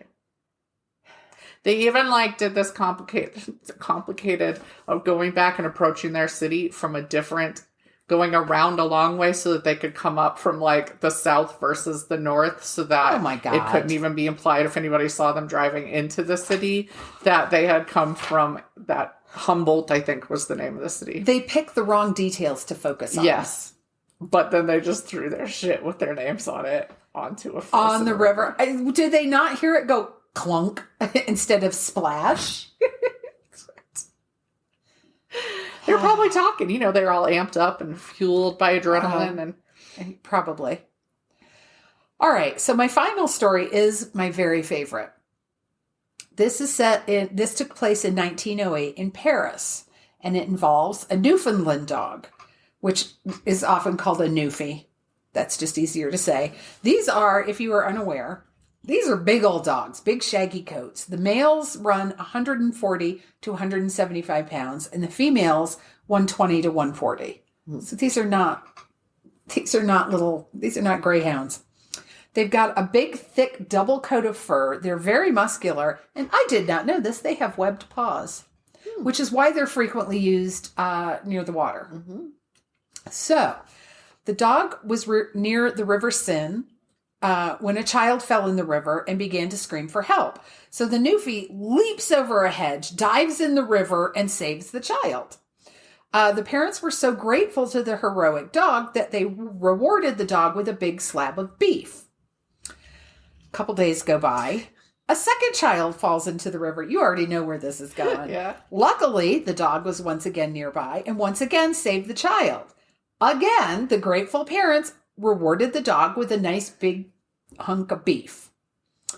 The rescues started to become even more frequent after that, and at one point, local residents began to fear that a disturbed individual was stalking their neighborhood and pushing or throwing unsuspecting children into the river. Now, if you don't like children, you can relate to that. There are some children... No, I would never advocate for that, but I understand the impulse. So we can't know if the parents were relieved or horrified when they discovered that they'd inadvertently trained the dog. Yeah. Turns out he would push. If he was out and he saw a child on the riverbank, he would push them in so that he could jump in, save them, and collect the reward. Pull a kid out of the water, get a steak. No kid in the water, push one in. Problem solved. Get a steak. Get a steak. So I was looking all over, and this has been documented. It was such a florid write-up when it happened in the New York Times. So I was looking at it on Reddit, and one pundit speculated, when the dog stopped getting steaks in return for pulling kids out of the river, did he stop pushing them in, or did he just stop rescuing them? Like, fuck that kid. In particular. Someone else suggested that the dog's name should have been Beelzebub. I love that. I just love that shit. Somebody on Reddit, there's always someone where it doesn't matter where you're researching. There's always one. But this person was like, I don't see what you people are all so amused about and how you can think it's funny when these poor children are being terrified by this giant dog pushing them into the water. What if the dog hadn't been able to fish them out? I was like, then the dog wouldn't have gotten the steak. Right. It wouldn't have. Problem solved. So, but yeah, I just was like, really? That's what you're going to nitpick? Every video, every post, yes. Somebody has to be mad about it, argue about it. They're so desperate for attention. Yep. But what about, oh, yes.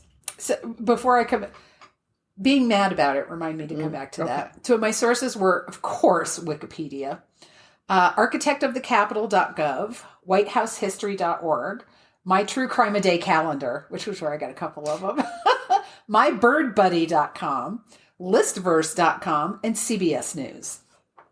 So speaking of people getting mad, there is a Facebook group I follow. I think you do too. Feral, what is it? Feral neurodivergent. Yeah. Something. Yeah. Sanctuary? Something. But I enjoy that group. I do not often comment. I don't often need to. I often like their stuff, so I keep seeing it. I heart some of the stuff. I have occasionally reached out and commiserated with someone who's having a bad day. But the person who runs it, I adore, because they don't take any crap from anyone. And they will, not only will they ban you from the group, they will post what you posted and explain in detail why you were banned. So the other day someone said, I can't even remember what the original post was about, but this commenter was like, well, I'm a Trump voter, but I also like Taylor Swift, and I'm blah, blah, blah. And why can't I find my community here? And I'm like, you just summed it up, bitch. You're not part of this community. You don't believe like they believe. Go find your own community. Right. You don't fit in here, but I guarantee you there's a place for you. Yes. And no community on Facebook or anywhere on social. No neurodivergent owes any of those people because they fucking I read an executive order that basically called autism a chronic disease. Huh. So now they're coming for that. Who made that designation? Whoever actually wrote the executive order. Sure as shit wasn't the Dementoid that's sitting there drooling. Well, I suggested the other day that, who's the new RFK, the new medical guy? What are the weight loss drugs? Ozempic and stuff. Ozempic. I said, yes, he's going to replace Ozempic with tapeworms. Because it's... Yeah. Well, first he's going to put all the mentally ill in a camp. So that'll fix things. Yeah. You sure will. None of us neurodivergents owe any of you fucking people anything. So No, I don't think there is anybody anymore that's neurotypical. not since they expanded the definition of it to be everything. True. Couldn't leave that one thing for anybody. I had to expand it to include everybody. But whatever. It's a little bone of contention for me. Yes. Like, oh, okay, this too. I even have the other things that now qualify, and I'm like, bullshit. I just was like, no one group has to offer community to every single person who stumbles by and reads their post. Acting like a victim when your people are victimizing other people heavily is the grossest, crassest, most pathetic, pitiful bullshit that you can do. Absolutely. Go find your cronies and continue to brainwash each other and pretend that you haven't made a terrible decision. And, like, we try to keep politics mostly off here, but I'm not in the fucking mood right now. So sometimes it's got to bleed just through. the seeing them play victim right now is killing me and just making me madder. Yep. And make me want them to fuck around, find out. They fucked around. They're starting to find out, but they're actually just too fucking dumb to actually find out. That's the problem. If I have to hear one more conspiracy theory about eggs, I'm going to lose my fucking mind. I have never been so happy to be allergic to eggs. I bet. I have read some shit with a grin like, sucks to be you. Well, I've been so sad I can't just have a fried egg and a piece of buttered toast. Like, that very simple thing right now sounds so good to me for a while. And once I have a craving, it doesn't go away. So I'm just going to keep craving it until I go, you know what? Some giant open sores in my mouth don't sound so bad today. But I was like, wow, it's too bad y'all don't know about all the egg replacements that you can have, including for baking. That one's super cheap and you're not going to know the difference. Exactly. But go ahead, keep making fun of vegans. I love the people who are... It's like there's two camps. It's all Biden's fault or it's all Trump's fault. And I'm like, neither one of them went out to the barnyard and fucked the chickens. And here's some avian flu. Gave them the avian flu. Yes. It's like, where do you think eggs come from? They come from chickens. The chickens are dead. Chickens are dead. The chickens are fucking dead. The chickens have the sniffles. Yes. Yeah. But, yeah. The things that got, like... the blame that gets cast and the stuff like that. And I'm like, well, this is why we're in the position we're in now. If you would actually do your research and find out why certain things happen, you would see that you don't get to blame that on a person. Or stop listening to talking heads who are there to get the most dramatic reaction from you humanly possible and therefore will twist everything. So, my sister posted something on Facebook. It wasn't anything egregious. It wasn't anything terrible. It was in support of giving aid to, I think, the California wildfires. Mm-hmm. I'm not entirely sure. I'm pretty sure that's what it is. So somebody responded and said, well, are you aware that in California, migrants can get driver's licenses? And in California, when you get a driver's license, you're automatically registered to vote. So should we be worried about them when they're letting all these illegal immigrants vote? And I thought to myself, that sounds confused. That sounds like bourgeois. So I looked it up. It took me less than 5 minutes to look it up. So in California, yes, you can get, migrant workers can get a form of ID that allows them to drive in California, nowhere else. And it is not connected to voting in any way, shape, or form. So I went back, I cited the website, I said, this is what I found. And the guy responded and said, thank you very much. I did not know that. I was shocked. It made me happy for like 2 days. Wow. That someone went, oh. And I thought to myself, you dumbass, you could have looked it up in less than 5 minutes, just like I did. But the fact that he was at least open to hearing it was... That's why I'm going direct to sources. I'm going direct to the House of Representatives. I'm going direct to the Senate. I'm going direct to whitehouse.gov. And I'm getting my own information because I cannot anymore with people. No. Translating something or whatever because somebody else translated it that way for them. You know, much like people in the Bible.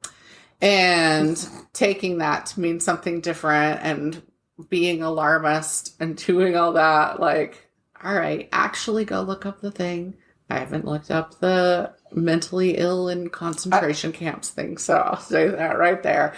I don't want to at this time because I know too many people who fall under the definition of mentally ill who are perfectly functioning human beings who there's no reason anything bad should be happening about that. And because I do have real concerns about, like, there was I'm not going to go into specifics, but there was an executive disorder that I'm not wrong. Yes. That came out this week and people were blowing it up to something different. And I went and I read it. And while I found something, I did find their area of concern. And then I found a different area of concern for myself, which was how autism was used in it. That I was like, okay, it's not what people are saying, but it's not great. And we can't address the real problems if you're going to be spreading untruths about what a thing is. If you're exaggerating for effect. This is not the time to be exaggerating for effect. No, you can't. So find out what the sources are that actually have the specific things that you can read yourself, the verbiage that is used in them, not what is being passed off in the press by either side and twisted by either side. Read it for yourself and see where it actually is. And I mean, it's never bad because when I vote, I look at what proponents and opponents are saying about a thing. And then I go look at it to see, can it mean that thing that they're doing? Yes, I could see where that could be twisted that way or no, right? I mean, we all know laws, various laws and shit like that can end up twisted for something that it wasn't even intended for because we have technicality. It's like writing a bill or any of that shit is basically like making a wish from a genie or the fae and not putting the specific details in because they are going to find a way to exploit it. And I know people have been saying, I've heard this, bills should be limited to one topic. Everything should be limited. Not if we're going to pass this appropriations bill, we're going to attach these other 6 things that are completely unrelated. And I agree with that. Talk about one item at a time. Because if you want this bad enough, you're going to agree to something you don't want. I have long hated pork barreling. Basically since I learned about it in civics and law. And I think that's gross because it shouldn't be, okay, I'll vote for this thing I don't believe in if you do this thing for me. But that's also like the kind of bullshit that is what's wrong with politics, right? But like, just, do you believe in the thing or do you not believe in the thing? Most importantly, do your constituents believe in the thing or do they not believe in the thing? And I know some people won't remember this, but it used to be that people in different political parties could agree on issues. Right. They could agree, this is the best thing for our people. This is the best thing for our country. So you're a fucking idiot, but I agree with you on this one issue and I will help you get this issue passed. Yeah, there's tons of look back bipartisan. And how many things were bipartisan. Yes. And it's like, and now it's like I really think it's performative because when you see them together, the ex-presidents, the senators, stuff like, and they're all getting along when they're not on there being performative. And I get that there's a certain amount of, I have to be polite because I am here sitting next to this particular person and it's a problem, but they're making each other laugh and they're doing this stuff. And it's like, how much is performative and they're actually working to exploit the separations and stuff like that. Yes. Somebody said to me just this week, did you ever think you'd look back on George W. Bush fondly? Right. I said, no, I absolutely could never in a million years have imagined that. I know. Like, I the GW, after all this time, right? I'm like, now he's just like some weird teddy bear of a dude and I'm over it. But there's somebody who's been picking fights with my mom who's related to a family friend. And I was like, who? I will block them. But she won't. And so they were saying a bunch of bullshit. They come on and argue with anything she says that could in any way maybe be political. And it annoys me. I did finally block them. But I blocked them, but then I sat there and put evidence to my mom and I was like, you can share these. These are specific references to everything this woman said on your page. And I said, but I don't understand why you're arguing with her. You're not going to change her mind. And then some other random woman who's friends with my mom jumps on me and says, neither are you. Quit drinking the Kool-Aid. You know how that sets me off, that particular phrase. But quit drinking the Kool-Aid and use your common sense. And I lost my shit. I do not fight with people about politics. I don't fight with people online, period. There's no point. They're not in person. They're not viewing you as a human. They don't actually, all they want to do is say their side. They don't want to listen to what you're saying. So why do it? I just don't do it. But, I said some tremendously nasty stuff to this woman. Good. After telling her what the background of that phrase was, that it was grape flavored, not Kool-Aid, that people were forced to take that at gunpoint, that they were forced, injected into, I was like, here's all the specifics that people like you don't actually fucking know when you use this term. Here's going against what you actually said to me. Here's this. I think I ended it with, now, why don't you go ahead and go continue licking his balls? And I left that up there for a few days so that she could see it. And I made sure she could see it before that I then blocked her. Because I'm like, I'm not going to keep engaging with you, but how dare you? When all I said was, nope. I just said, I've blocked this person because this is a person who is close to somebody who's close to her family. And I don't need to see, she argues with her own family about it. She's just, my husband got into a big thing with her too. And then she came back at him because he doesn't get mad about arguing this. I get mad. So I can't do it. I know I can't do it because I will lose all sense of propriety and go for the jugular. But he was having fun. So he poked at her because he was tired of her going at her mom. And then she comes back, she's like, why are you so angry? And he was like, I'm not the one who did this, this, and this. And she just kept, well, you're just very angry. And he was like, I'm not the one. I'm not the one. I was going to say, your husband is one of the most even-keeled people. That was why it was so funny. But yeah, I was like, now just block her, dude. And he is still in my phone as Mr. Jeff. Mr. Jeff. I did enjoy telling the one woman, I was like, because she, called me whatever. She assumed I was a Democrat. And I was like, here's the thing that none of y'all fucking know. I don't subscribe to any party. No.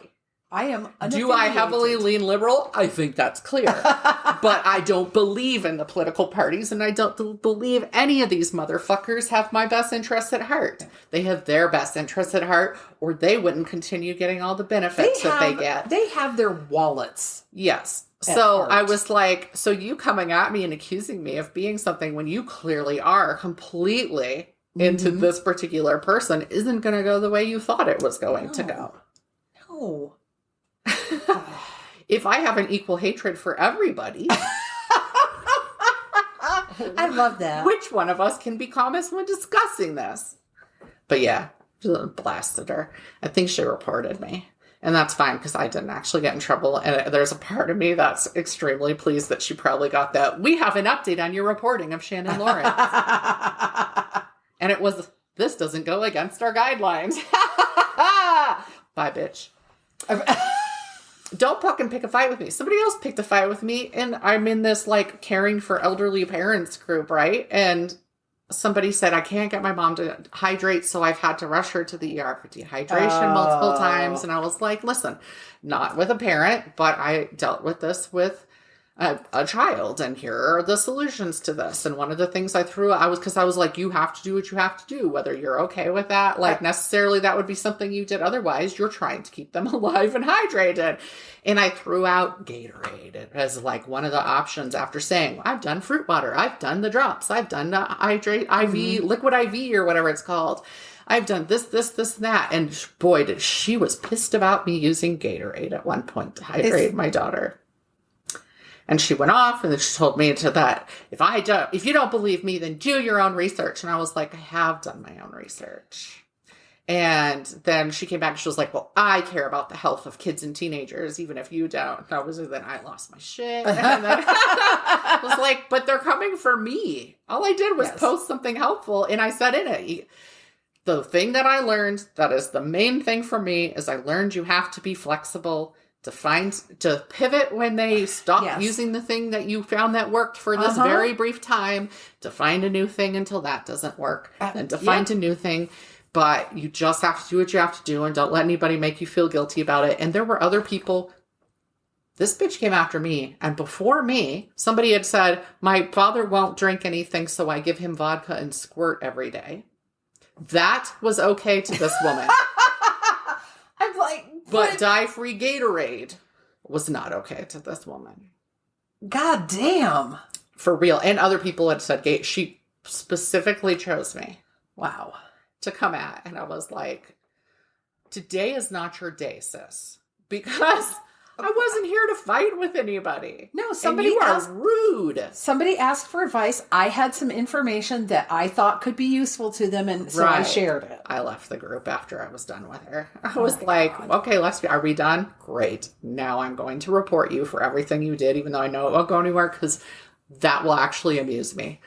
I never even look when I report somebody on there, which is rare, but if it's hateful, I will. Right. I never even look because I know it doesn't go through. So see, they can't zing me the way that I zinged her because I don't look. I will never know if they accepted it or not. I will not click on that, and I actually delete it.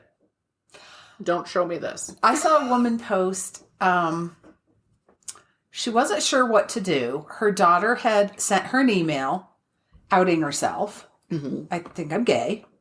And the mom had some reasonable concerns, but I want to say the daughter was 14, 15. She wasn't like 12. Yeah. She was a little bit older, but she wasn't like 18. Now, she included the email that her daughter sent her, and it was a great email because it said, it basically said she'd always felt supported and very loved by her mother, but she wanted her to know this. So she's like, so I have all these questions, and they're very religious. Mm-hmm. So she goes to a religious school, and she didn't know if she should keep her there or she should move her. She wanted her daughter to know that she was a loved child of God. And she just had this whole list of questions, and people were responding. And I responded and said, this is I think your daughter feels safe with you, and that's a good thing. I said, you want your child to know she's a loved child of God. I think your child needs to know she's a loved child of her parents. Yes. I said, and as for the school, being a teenager is really fucking hard these days. So why would you want her to go a place that makes her feel wrong just for being who she is every single day? Every minute she's there, there are people who are going to look at her and judge her and think she's wrong and bad, and it's no fault of her own. Because I think mom was, and I can't fault her for this. I can, but she was like, I don't know if this is real or if it's a phase.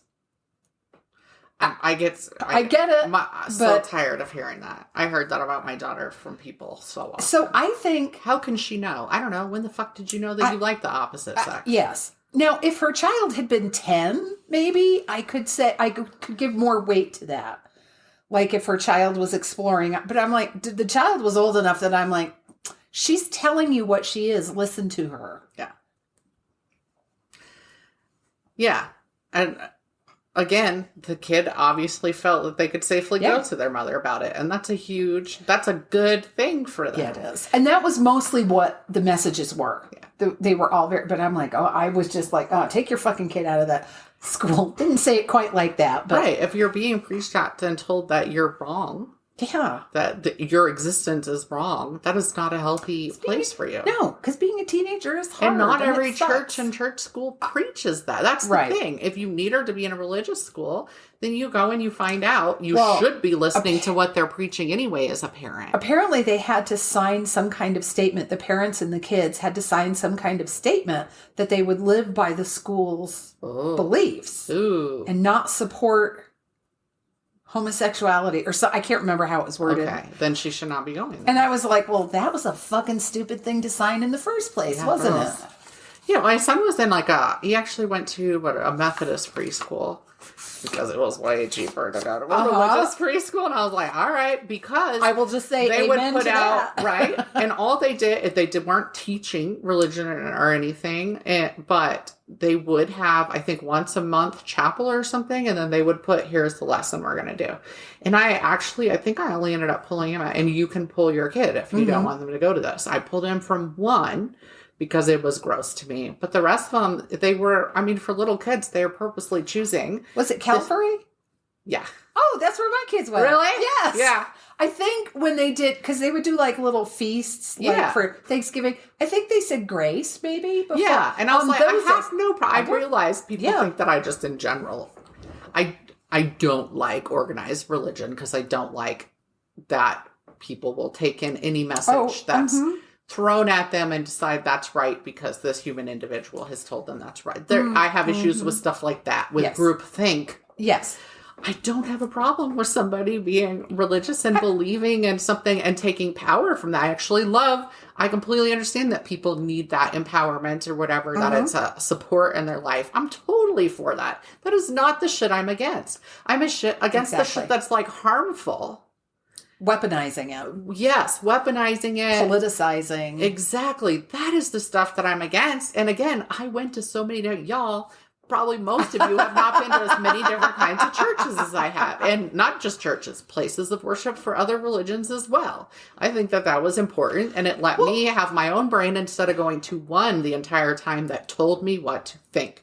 And I'm never going to be okay with something that tells you what to think. That you must trust this particular source. And we know there are so many problematic ones and so many good ones. But you're just trusting whatever they say. And that is never something I can do. I was just telling somebody this week. So I'm an atheist. And I don't have a problem with that. And I don't really give a fig who does. But I said, when my mom was alive, occasionally she would ask me to go to church with her. I said, I always went. I could sit there politely. I don't need to, I could dissociate like a motherfucker. So who knows where I was? I was in Tahiti. And I said, you know what? If my mom was alive to this day, if I was home and she said, will you take me to church? Sure, I will. But here's the thing though, there are sermons that when it's about like, hey, this is a positive thing in life. This is a thing you should be kind to your neighbor. Do this and that, right? There's a shit ton of great sermons that you can sit through and be like, you know what? This person's a good speaker. They have taken this. They're saying a wonderful thing. This message is great. No problem sitting through that kind. You know, like, but then it crosses a certain line and the eyes start rolling. So one time my mom said I was home it was way before I got married. I want to say I was either home from college. I might have been home from graduate school even. And my mom says, will you go to church with me on Sunday? I would really like you to hear this minister. I said, oh, did you get and it was a female minister they'd had for a while. I don't think I'd met her, but I was like, sure. So, my grandmother was still alive. So we go to church and we go out and we get in the car and my mom looks at me and I remember she kept talking about the cradle and the cross. And she's waving her arms. And on the one hand is the cradle and the other hand is the cross. And I was actually paying attention. I didn't dissociate quite so much back then. No Tahiti. So I was because my mom had asked me to pay attention. So I did. And my mom turns to me and she goes, so you've graduated from college. You've gotten an education. What was she talking about? I said, oh my God, Mom, I was going to ask you. I have no idea. And my grandmother piped up with something like, I don't know what kind of bullshit that was. No, what was it? 3 generations. And we're like, it was so, I have no idea to this day what she was talking about. It fascinating. I wonder how many people left that day like, what? What the hell? What? It just never came back together. I'm sure it started out making sense. It was one of those, and the more you listen, you start going, what? But also at my mom's church, I know I've told you this story. I went home when Lucy was a baby. It's like I got up one morning and I had this look on my face and Joe looked at me and he goes, you need to go see your mom. He was like, you're homesick. It's just, take the baby and go. So Lucy and I went, didn't have Nikki yet. So will you go to church on Sunday? Sure, I'll go to church. Because at that point, if you have no brain when you have like a 3-month-old. Right. Oh, yeah. Sure. I didn't have to drive, so yeah. Is there child care there? Oh, and it's teeny tiny. So what they did was, in the middle of the service, they would call the children up, and they would do like a 2 or 3 minute little sermon for the kids, and then the kids would go back. So I met the woman before church, different woman, met the woman before church.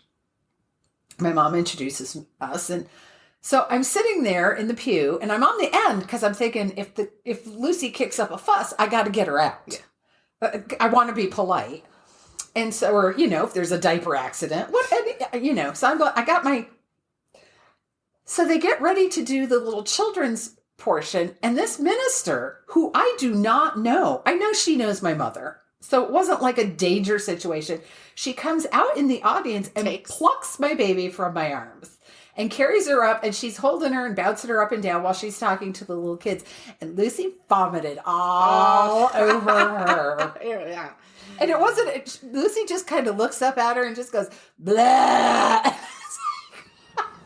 And I sat there thinking, that's what you get for picking my baby up without permission. Right? It's crazy. Nobody gets to touch my child without my permission. Right? Until they're a certain age, and then their permission. Right? Yes. So, yeah. So I've been amused by that since. I just find it fascinating how different each kind of church is.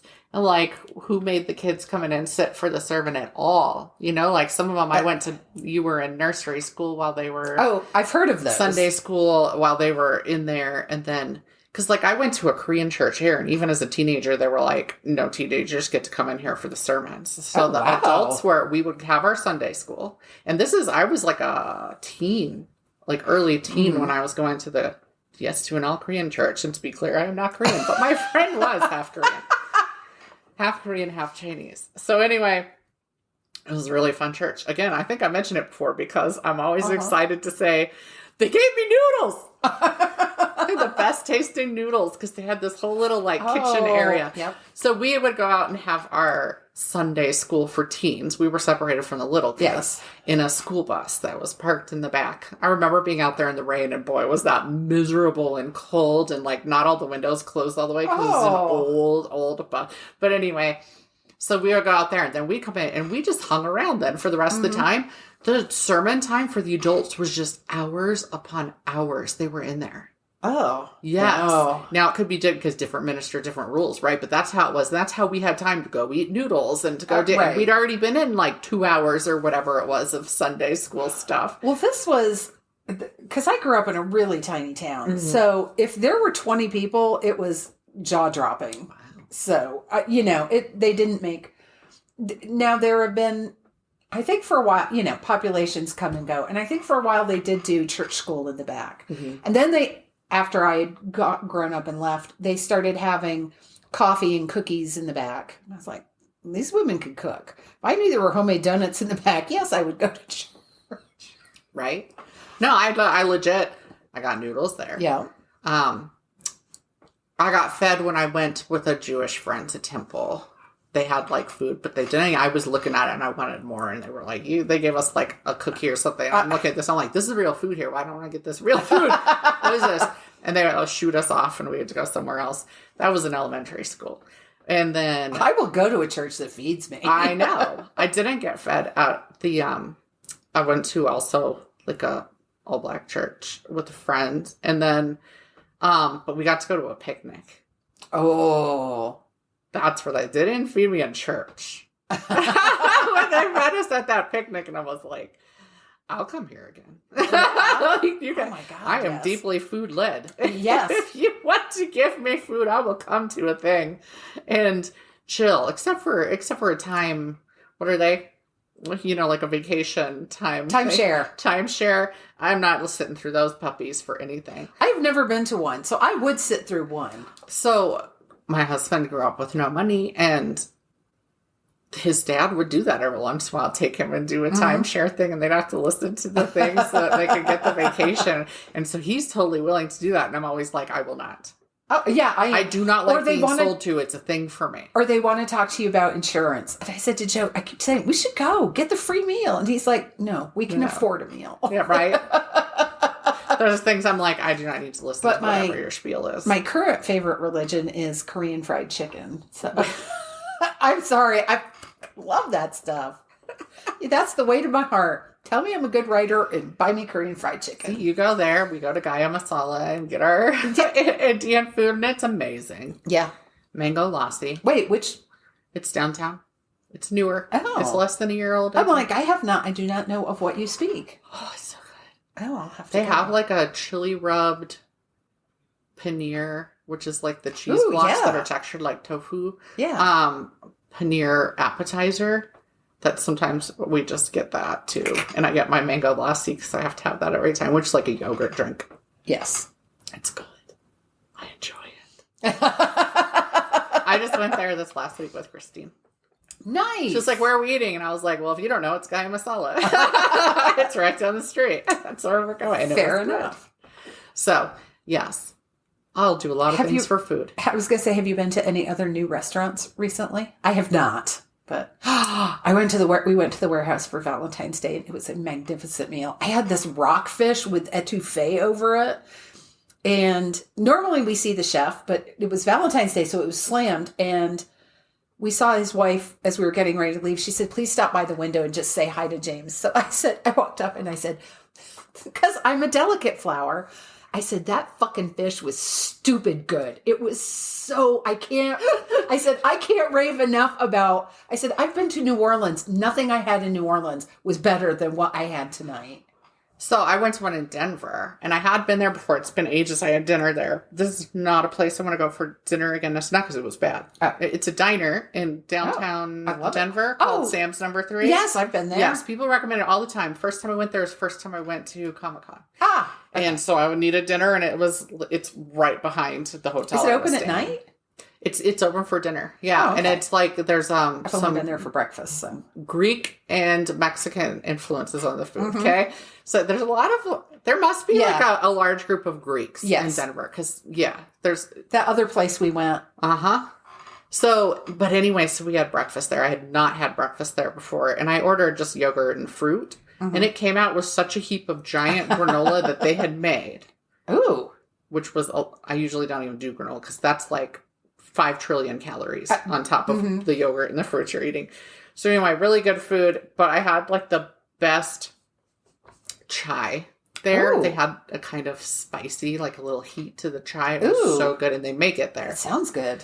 So it's like they're like, this is our chai, But also, so Jeffrey ordered, I want to say like country potatoes or something. Or no, he ordered hash browns. And our waiter was like, let me just tell you that the hash browns come pre-made and packaged and are heated up, but that we make our own country potatoes. And he said, but it's your choice. But I'm just telling you right now, those potatoes are real good. The hash browns you're going to get.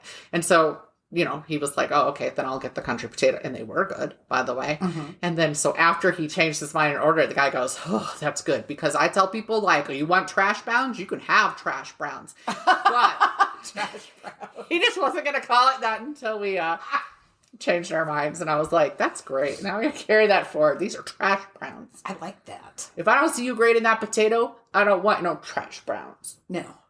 There is. So yakitori... One of the yakitoris. So that reopened. Yes. Oh my God, they're so good. Because I used to go to that one because it was where the shop was. It was in the same strip mall with the full figure resale.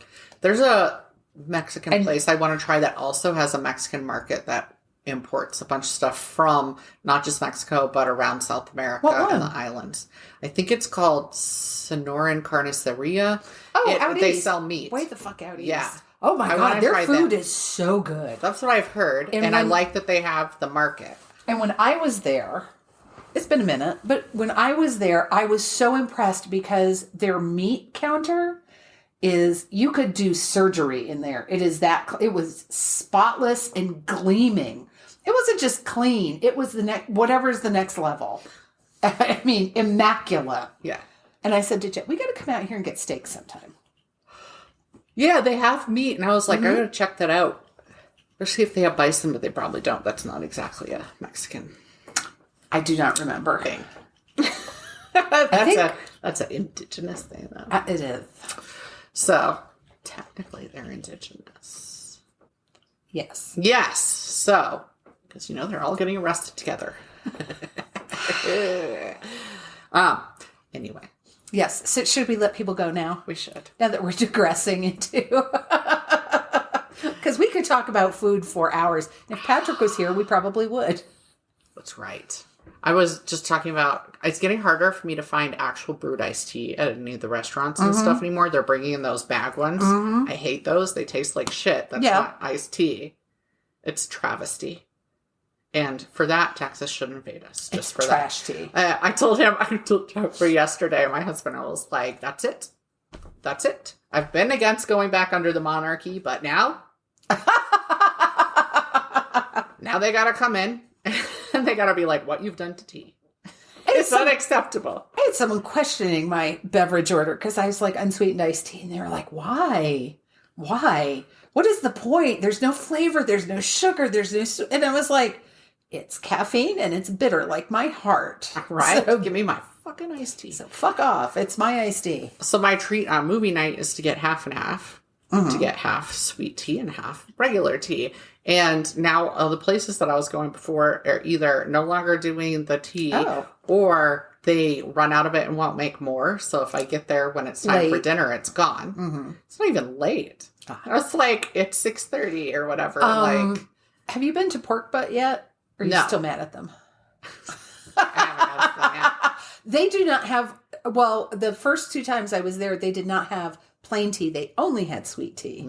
They're like, but it's not super sweet. And I'm like, no, you don't understand. To me, it will be. I seem to recall us going to see, if I go to barbecue, I want some sweet tea. And we went to that one and I was like, do you have sweet tea? And they said no. And I said, but this is barbecue. And they were like, there's sugar on the table. And I was like, how dare you? That is not. How dare you tell me to just add sugar to unsweetened tea? That's not the same thing. Yeah. You boil that shit. Motherfucker. Never went there again. Where was that? In the car wash. Was that the hub? Or did they just not have... God, or was that the one that didn't have iced tea at all? There was one that didn't have iced tea. And again, I was like, but it's barbecue. Don't tell me you don't have iced tea. I was looking at... Because I was going to... Yesterday, I had lunch with Miss Amy. And so I was looking ahead of time because we were going to go out east to a new thrift store, but then we went to Yakitori because it's near her house, the new Yakitori. Where the fuck was I going with it? It's about tea. Or not having something. Shit, I'll talk this and then you can see if it pops in.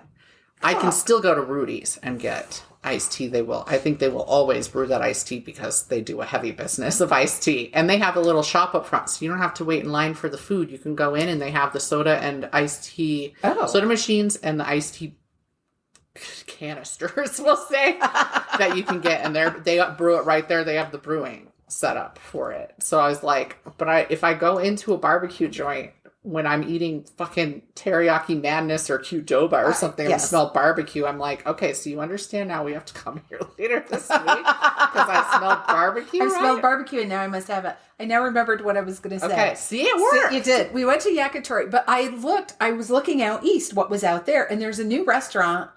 I can't remember the name of it now, but I wanted to try it. So I thought, let me look up the menu because she does not eat meat. No, I have one of those. So not a problem. I pulled up this restaurant, and it's a fairly new restaurant. You can have a garden salad, and that might be it for meatless options. Oh, somebody was bitching about that in the foodies group. And it was, because seriously, how hard is it to offer a black bean burger or a Beyond Beef burger? Yeah, you just get those and have some of those frozen. Yeah, they keep in the freezer for a long time. But I was astounded. They didn't even have stuff you could easily order without meat. Like, She likes the sandwich at Lebowski's. So that's the apple and the brie and the blackberry jam and the bacon. She just orders it without the bacon. Easy peasy. Yeah. But no, they had like nothing. It was a side salad and there was one other thing, but it did not sound interesting. Everything either had pulled pork in it but like mixed into the sauce. And I was just like, okay. I was like, why? It's 2025. You can have a non-meat option. Yeah. I mean, like, even I get, like, going to a barbecue joint, it's all about meat, right? Like, that is the point. And so that I feel a little different. Absolutely. But even then, a lot of the ones I've gone to recently, because I like barbecue, has something. I mean, like, even Rudy's, which is pretty rudimentary, right? They these are the things we have. This is it. You Do know they have you can something? go in there. They have creamed corn that you can do a side. They have a 3-bean salad. They have a baked potato you can get without meat. Well, that was the thing. All the sides at this place were like beans with meat in them, and this with bacon in it. And I have a problem going to that because I need to be able to choose if I'm going to have bacon because it's a migraine trigger, right? Oh, Just like deli meats because it has the nitrites and stuff. And when I go somewhere and all the vegetable sides have bacon in them, I'm like, I get it. I do. like this. Could I get my corn on the cob without bacon? Perhaps. Something without this. So yes, like those I'm always like, you could offer something. If Rudy's of all places, which is just, it is there on Highway 24 so that they get great business. They're packed and they have what they have and that's what you're going to get. They really don't run out of shit though, which is very different than a lot of the other barbecue joints. Yes, that one I saw, that one that we've complained about in the past to each other. Mm-hmm. Somebody was saying they opened at 11 and they went in there at 12:30 and it was out. Yeah, it's unacceptable. Then they're doing it to come in and give us your money. There's demand now. And I'm like, no, fuck your little mind games. Like you just don't know how to stock properly. If you cannot stock, because now they have a branch in the tap room. And I'm like, no. That's the one that ran out. Oh, I know. I'm like, if you have a food truck, I understand. Because you have a limited amount of space and you can only make and take what you can. But they have brought that mentality over to a brick and mortar store. And it's unacceptable to me. And that's why I'm not going. I'm with you on that one. I mean, they have enough fans. It doesn't matter. It's not going to hurt them that I'm not going. No. And that's fine. I'm not trying to drive somebody out of business, but I think that they're shit business. I'm also not going to go. I don't want to go have lunch someplace that opens at 11:30, and if I don't line up at 11, runs out. I'm going to get. Yeah, I'm not going to get what I want, or I'm not going to get in, or I'm like, that's fake scarcity. Yes, that's my thing. If you want to go to pork butt, please let me know, and I will go. Okay, because their pulled pork was so good. So good. Everything there was good, but the pulled pork was really good. Yeah. I still recommend the barbecue joint up in Estes Park. Nope. No? I like that one. But no, the one up where... Oh, what one? Oh my gosh. Woodland Park. I don't know why I have a mental block on Woodland Park all of a sudden. I've looked at houses there. Where do you live? I don't remember. It has 2 words in it. I live in a town. In a town with trees. That's everywhere except some Arizona. Businesses. Great. Also houses. Does that help you? No? Okay. There's dinosaurs. Okay, that narrows it down. Yeah, I know. But it could be fluorescent. I didn't really want to narrow it down. I feel that one. But game. Oh. I was like... All right. Thank you for listening. Yes, we will be back next month with... We're in moods. Something. We are in moods. We will always be in some mood. Talk at you next month. Yes. Bye. Thank you for listening to Mysteries, Monsters, and Mayhem. Find us on Facebook and Instagram or at our website, mysteriesmonstersmayhem.com. Please like, rate, and review, follow, and share wherever your favorite podcasts are downloaded. Thank you for listening and supporting our podcast. We'll be back with more shenanigans.